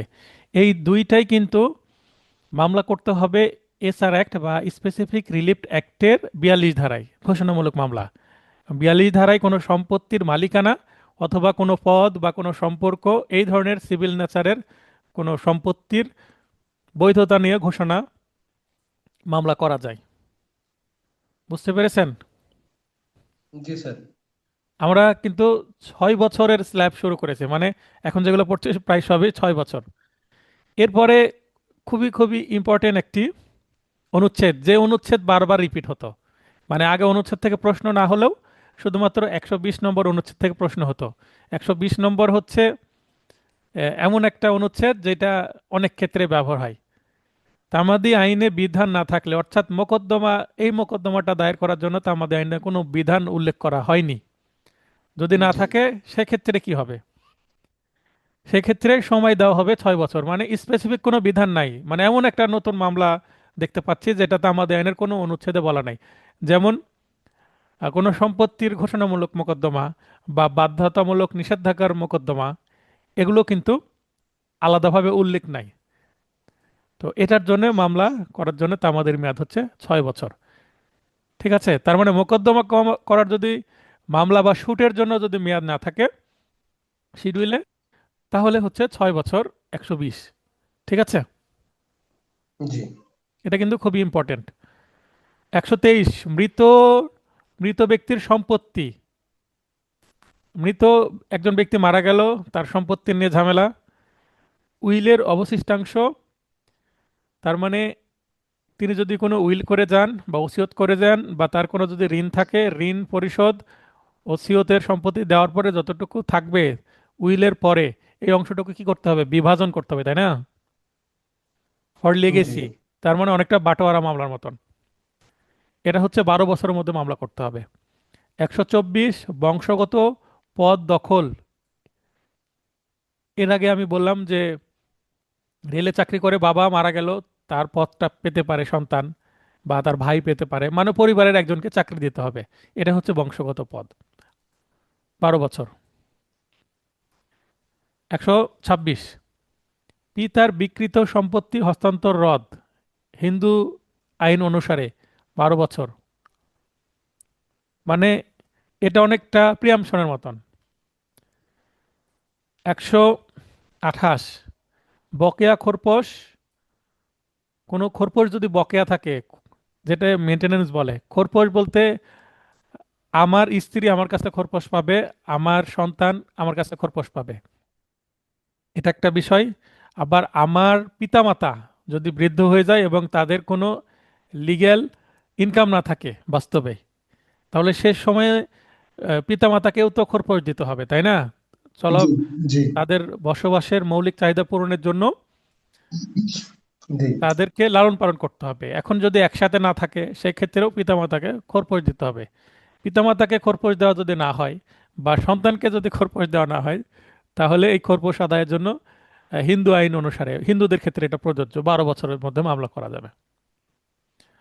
129, খোরপোশ লাভের অধিকার ঘোষণা।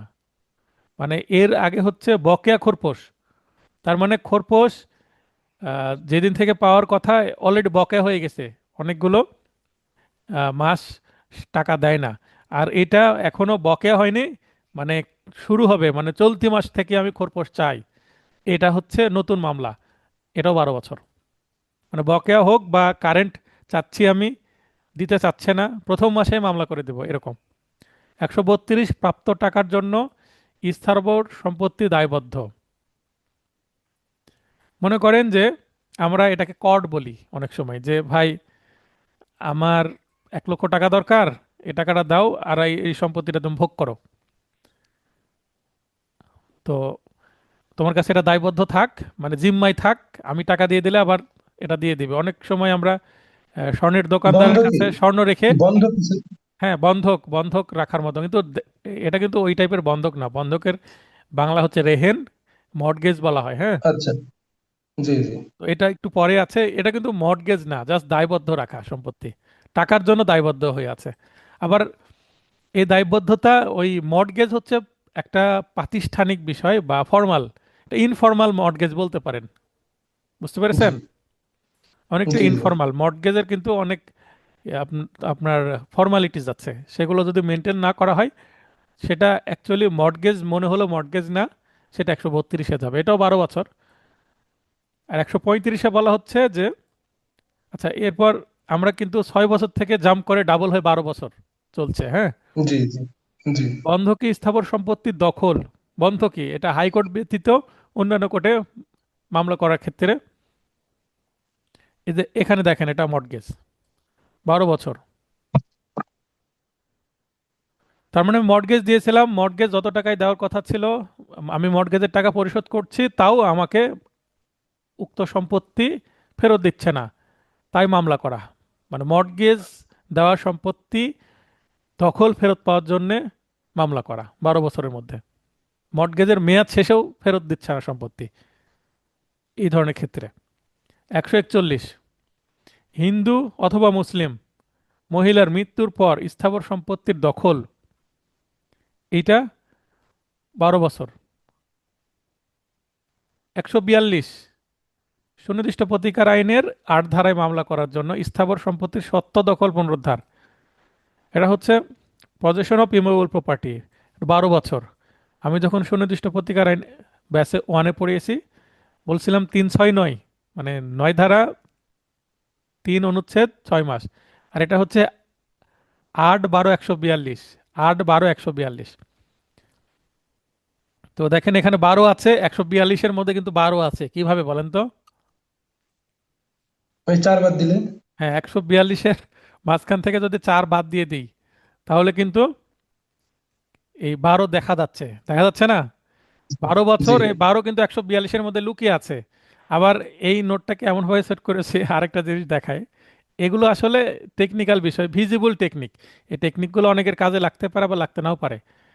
দেখেন যে এখানে 12-র মাঝখানে এখানে 4 লেখা, এই 12-র মাঝে 4 লিখে দিলে কি হয়ে যায় সেটা? 12 মাঝে যদি আমি 4 লিখি, তাহলে একশো সেটা হয়ে যাবে বিয়াল্লিশ হচ্ছে 142, তাই না? তো জি মাঝখানে যে 4 আছে, এই 4টা আবার এই যে ইংলিশের সেকশন 8-এর মতন, এখানেও দেখেন মিল আছে জি জি এখানে। জি। তার মানে 8 ধারা 12 বছর 142, যেভাবে মনে রাখেন, 8-12-142 আচ্ছা, মনে রাখতে হবে। পাশে 8 বার 142। আচ্ছা, 144, 142 এবং 144-এর মধ্যে পার্থক্য কি, এইটা আমার লিখিত নোটে আছে, আগামীকালকে লিখিত ক্লাস শুরু হবে। স্থাবর সম্পত্তির দখল, যেখানে স্বার্থ আছে কিন্তু বিধান নাই, দখল উদ্ধারের যদি বিধান না থাকে, সেক্ষেত্রে 12 বছর। স্থাবর সম্পত্তির দখল, তার মানে 120-এ বিধান নাই, মানে একেবারেই বলা নাই। আর এখানে স্থাবর সম্পত্তির দখল, মানে মামলা দখলের কথা বলা হচ্ছে, কিন্তু এখানে বিধান নাই। হ্যাঁ, দেখেন, for position of immovable property or any interest there in not here by otherwise specifically provided for, মানে এমন একটা প্রপার্টি, যে প্রপার্টিটা নিয়ে মানে নর্মাল মামলা হবে না, এবং ওই মামলা হয়তো বা আলাদাভাবে কোনো দলিল করা আছে, যে দলিলে হয়তো বা কোনো বক্তব্য বলা আছে, যেটা 142-এ আমরা যেভাবে রিকভারি করি সেকশন 8-এর মাধ্যমে সেভাবে করা যাচ্ছে না, তখন 144-এ যাবে। এই বিষয়টা আমি আরো ক্লিয়ার করব যখন মানে লিখিত ক্লাসে এই দুইটার পার্থক্য দেখাবো। বাস্তবে এই দুইটার পার্থক্য আসে পরীক্ষায়, দরকার, ইম্পর্টেন্ট আপনাদের জন্য এবার। তারপরে এটা গুরুত্বপূর্ণ বটে, বাস্তবেও লাগে।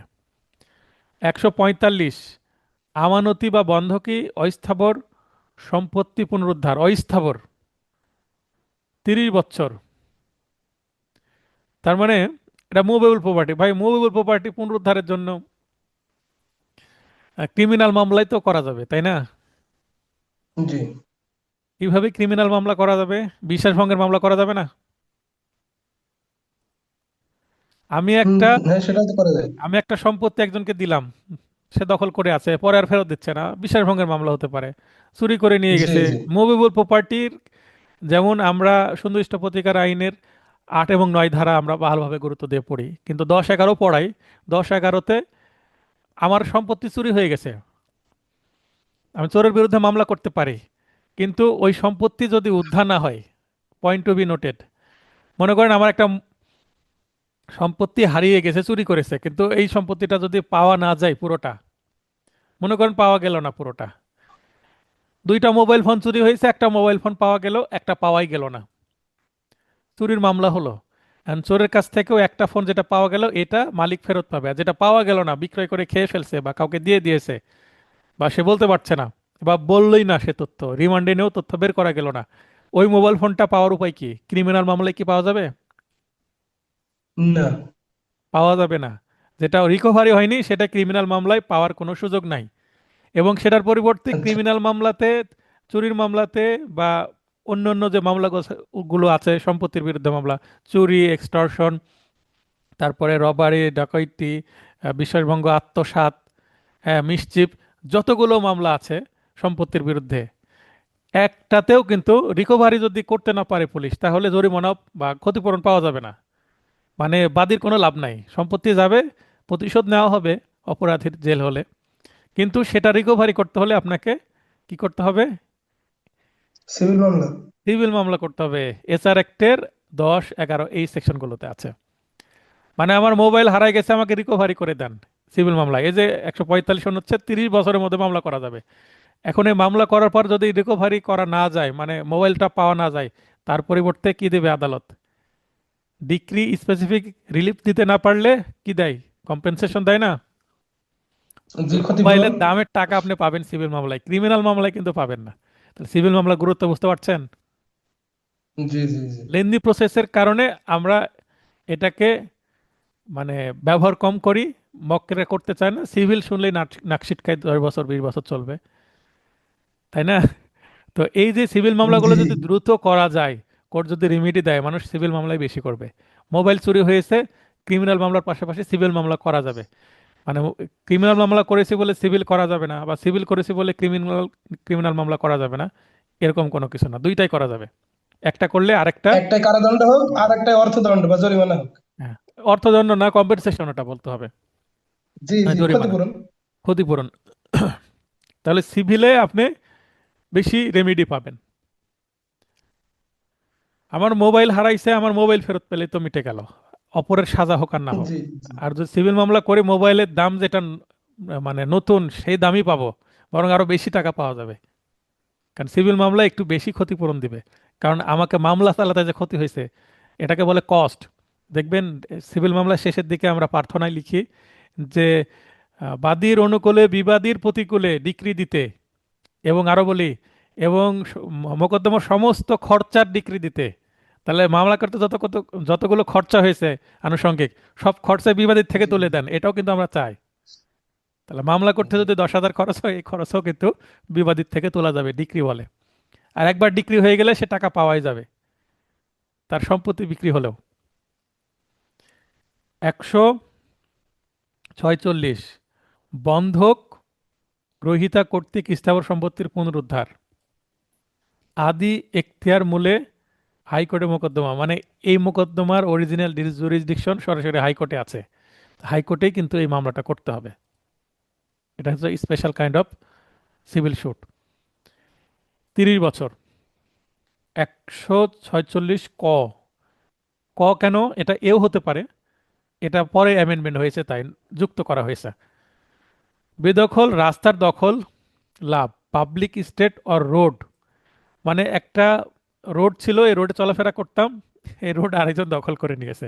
তাহলে রোড এর উপরে কেউ যদি কোনো স্থাপনা করে বা ঘিরে দেয়, এই রোডকে রোডের চেহারায় ফেরত আনতে হলে 30 বছরের মধ্যে মামলা করা যাবে। মানে 29 বছর আগেও যদি কেউ একটা রোডের উপরে কোনো কিছু তৈরি করে, সে রোডের প্রকৃতি নষ্ট করে, রোড যদি নষ্ট করে ফেলে, তাহলে ওই স্থাপনা উচ্ছেদ করে তাকে আবার রোড করে দেওয়া যাবে। 30 বছর হয়ে গেলে আর করা যাবে না। জি তার মানে জোর করে দখল যদি পাবলিক স্টেট, মানে সরকারের রাস্তা হতে হবে কিন্তু। জি জি। 147, রেহেন উদ্ধারের অধিকার নাশ বা বিক্রয়, এটা হচ্ছে 60 বছর। 148, বন্ধকি স্থাবর সম্পত্তি খালাস বা পুনরুদ্ধার, এটা রিডিম বলে ইংরেজিতে, মর্টগেজ রিডিম করা, 60 বছর। 149, সর্বশেষ অনুচ্ছেদ সুটের ক্ষেত্রে, সরকার কর্তৃক, অর্থাৎ সরকার বাদী হবে অথবা পক্ষে দায়েরকৃত মোকদ্দমায় সুপ্রিম কোর্টের মূল এখতিয়ারবিহীন, মানে সুপ্রিম কোর্টের এখানে বিষয় না, মানে এটা লোয়ার কোর্টে করতে হবে, 60 বছর। সুপ্রিম কোর্ট বলতে হাইকোর্ট বিভাগ এবং আপিল বিভাগ দুইটাকেই বোঝায়, কনফিউশন যেন না হয়, ঠিক আছে? জি জি জি স্যার। তাহলে আমরা এতক্ষণ মামলা বা মূল মামলা বা শুট করার জন্য সময় কত পাওয়া যাবে সেটা দেখলাম। এবার আরেকবার মেয়াদের দিকে একটু লক্ষ্য দিই তো। প্রথমে ছিল 90, তারপরে 6 মাস ডাবল হলো, 1 বছর মানে জি 12 মাস ডাবল হয়ে গেল, তারপরে 2 বছর আবার ডাবল হলো, কিন্তু 2 থেকে 4 নাই। তাহলে 2-এর পরে কত আছে? 3 আছে। তার মানে 3 হচ্ছে জি একটা মেয়াদ যেটা হওয়া সম্ভব। 3-এর পরে 1 আছে, 1 তো আগেও ছিল উপরের দিকে, আবার 3। 3 থেকে ডাবল 6, 6 থেকে ডাবল কত? জি 12 12, 12 থেকে দ্বিগুণ 24 নাই, কত আছে? 30 জি আছে। 30 30-এর ডাবল হচ্ছে 60। তাহলে সর্বোচ্চ জি তামাদের মেয়াদ কত? 60 বছর। 60 বছর ঠিক আছে, জি এখানে আমরা দেখতে পাচ্ছি। তাহলে একটা প্যাটার্ন লক্ষ্য করলাম। এখন যদি একটা পরীক্ষায় আসে, এটা তামাদির মেয়াদ দিয়েছে, তামাদির মেয়াদ মনে করেন যে দিল বংশগত পদ লাভের জন্য তামাদির মেয়াদ 12 বছর। প্রশ্ন আসলো বংশগত পদ লাভের জন্য তামাদির মেয়াদ কত?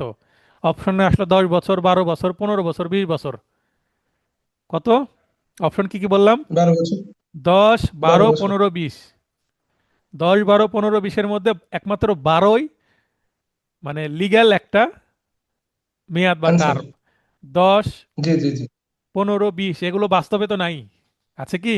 জি নাই নাই নাই তার মানে জি আইন না নাই জানলে শুধুমাত্র যদি এই প্যাটার্নটা মনে রাখতে পারেন যে কত কত সম্ভাব্য আছে, তাহলে তো উত্তর করতে পারবেন। 12, জি 15, 20 তো বাস্তবসম্মত কোনো মেয়াদই না। নাই ঠিক আছে না কথা? জি জি এটা একটা টেকনিক। এগুলো ফাইনাল টেস্ট নোটে আছে, ইন্টারেস্টিং জিনিস, একটু ধরিয়ে দেওয়া আর কি। এটা হচ্ছে পড়াটাকে একটু অন্য নজর থেকে দেখা আর কি। মানে পড়ার একটা আলাদা ডাইমেনশন তৈরি হয়, তখন আপনার বোঝার জায়গাটা ভিন্ন হয়ে যায়। এগুলো যখন আপনি আইন একটা বারবার বারবার পড়বেন তখন এমনি নজরে আসবে। বুঝতে পেরেছেন? জি একটা আপনি জায়গায় যাচ্ছেন বেড়াতে, বা একটা ফুল দেখছেন, একটা সুন্দর জিনিস, আপনি একবার দেখলে যতটুকু সুন্দর দেখবেন, একটু কাছ থেকে আরেকবার যখন অবজার্ভ করবেন বেশিক্ষণ, আপনি আরেকটা ডাইমেনশনে চলে যাবেন, মানে সৌন্দর্যের আরো ডিপার মিনিং খুঁজে পাবেন। সেখানে আপনি একটা ফুল সুন্দর কেন হয়? ফুলের কালার, ফুলের গন্ধ, ফুলের অ্যারেঞ্জমেন্ট, সবকিছু মিলেই তো একটা ফুল সুন্দর হয়, তাই না? জি একটা গোলাপ স্টিক আছে, এই মনে করেন গোলাপের স্টিক, ওপরের দিকে পাপড়িগুলো সুন্দর করে সাজানো আছে, পাপড়ির নিচে আবার বিনতি আছে, বোটা, তাই না? জি জি তো দেখবেন যে স্টিকের এক কালার, আবার বোটার আরেক কালার, আবার মানে বিনতি আর এই যে আপনার স্টিক হয়তো বা সবুজ কালার। জি তো সবুজ আর বিনতির জি কালারের মিল থাকলেও সামান্য কিন্তু পার্থক্য আছে, কালারের শেডের আছে স্যার আছে পার্থক্য আছে। আবার পাপড়ির মধ্যে পার্থক্য আছে, তার মানে একটা ভিজুয়াল ডিফারেন্স আছে প্রতিটা জিনিসের। তাই আপনাকে জি আপনি দেখে ফিল করতে পারছেন এটা কি। আবার আকার আকৃতির মধ্যে পার্থক্য আছে। বিনতির যে বিনতি যখন খুলে ফেলবেন সেখানে একটা সুন্দর প্যাটার্ন আছে। যারা বিজ্ঞান পড়েছেন বা বায়োলজি পড়েছেন তারা ভালো বুঝতে পারবেন, জীববিজ্ঞান।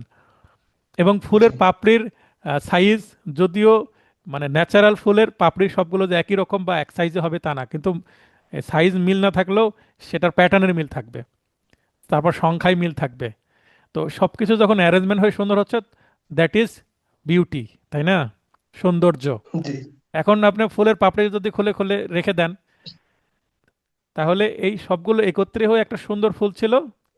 এর মধ্যে সৌন্দর্য ছিল বলে আমি সুন্দর বলছিলাম, তাই না? বিউটি জি থাকলে বিউটিফুল হবে। তো যখন আমি পাপড়িগুলো খুলে খুলে মানে আলাদা করে ফেললাম, তখন আর কি সুন্দর অতটা দেখাবে? না না না কারণ সৌন্দর্য নষ্ট হয়ে গেল, মানে বিউটিটা হারিয়ে গেল, ম্লান হয়ে গেল। আমি কিন্তু কোনো কিছু তখন ওই কবিতার কথা মনে আসবে, বন্যরা বনে সুন্দর, তো আমি ভাব এই সম্প্রসারণের কথা। উদাহরণটা কেন দিচ্ছি, আমি ফুলের যে পাপড়িগুলো ফুলের বোটাতে অ্যারেঞ্জমেন্ট অবস্থায় থাকতে এর মধ্যে সৌন্দর্য ছিল, যখন আলাদা আলাদা করে ফেললাম আমি কিন্তু কোনো কিছু ফেলে দিইনি, আলাদা করে জি একসাথে আছে জি পাশাপাশি, তারপরেও এটার সৌন্দর্য হারিয়ে গেছে। তাহলে সৌন্দর্য কি একটা অ্যাবস্ট্রাক্ট নাউন না? বিউটি জি জি জি মানে যেটা দেখা যায় না, স্পর্শ করা যায় না। আপনি ফুল দেখতে পাবেন, পাপড়ি দেখতে পাবেন, সবই দেখতে পাবেন, কিন্তু সৌন্দর্য দেখতে পারবেন না।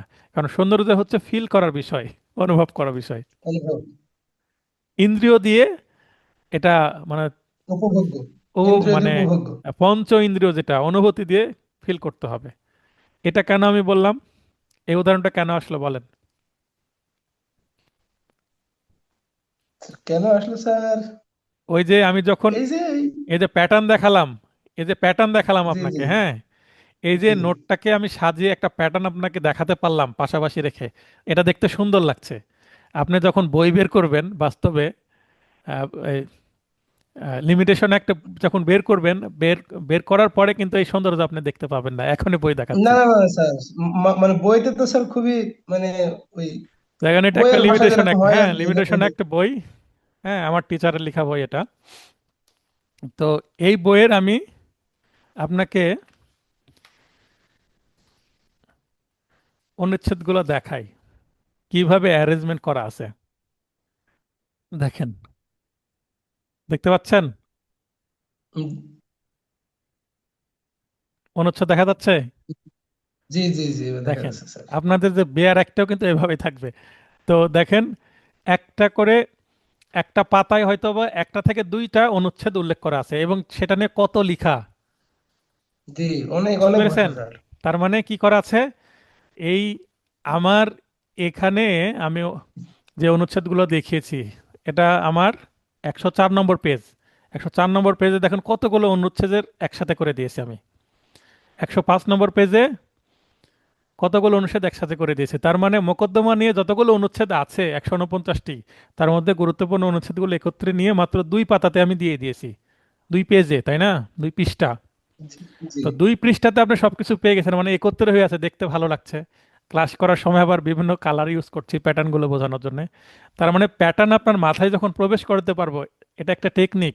তার মানে পড়াটা একটু অন্য ডাইমেনশনে যাচ্ছে, আপনার বোঝার জায়গাটা আরো ডিপ হচ্ছে।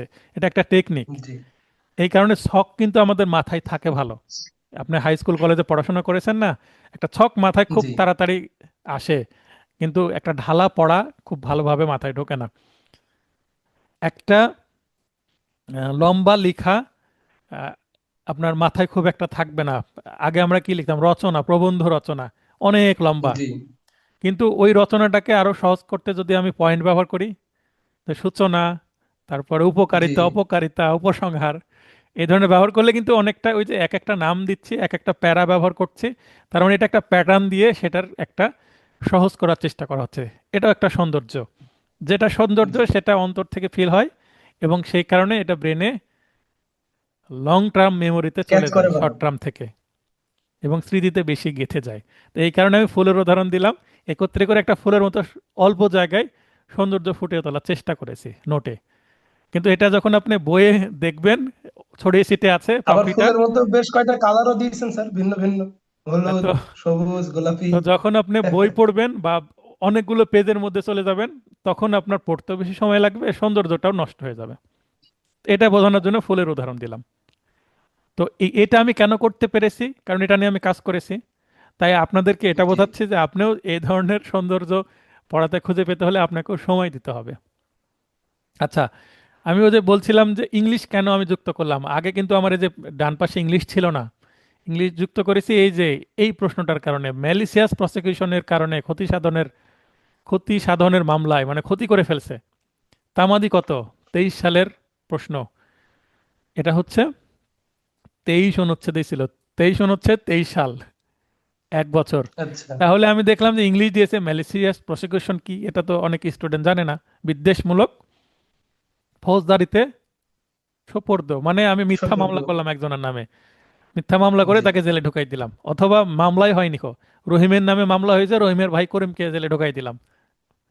তাহলে জেলে ঢোকার কারণে সে মামলায় যখন একবার ঢুকবে, সেখান থেকে তাকে ছাড়ার জন্য জেলার তো আর সহজে ছাড়বে না, কোর্ট যদি ছাড়ার অনুমতি দেয় তাহলে ছাড়বে, যদি ভুল ব্যক্তির জি নামেও মামলা হয়।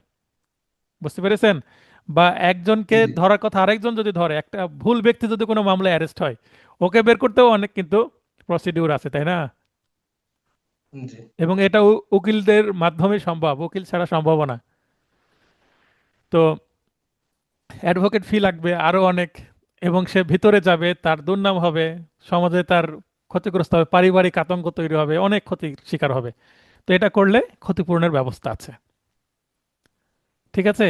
তো এখানে ইংলিশ দিয়ে প্রশ্ন জি করেছে, তাই আমি বাধ্য হয়ে প্রতিটা জায়গাতে ইংরেজি যুক্ত করেছি। দেখেন তার আগে একটাতে একটাতে ইংরেজি নাই, দেখতে পাচ্ছেন, সব বাংলা। জি জি জি। তাহলে ওই একটা প্রশ্ন করার কারণে আমাকে কি করতে হলো, প্রতিটা অনুচ্ছেদের ডানে ইংরেজি যুক্ত করতে হলো। তাহলে না, এটা ইংরেজি ভালোই যুক্ত হয়েছে স্যার, করার আমরা। যৌক্তিকতা হচ্ছে এটা, ভাই 23 সালে প্রশ্ন আসছে, 25 সালে আসেনি, 26 সালে ইংরেজিতে প্রশ্ন আসতেই পারে, তো পারে না? জি। তো বাংলা মিডিয়ামে ইংরেজি প্রশ্ন করে ফেলছে আপনাদেরকে বিভ্রান্ত করার জন্য, প্রশ্নটা একটু টাফ করার জন্য।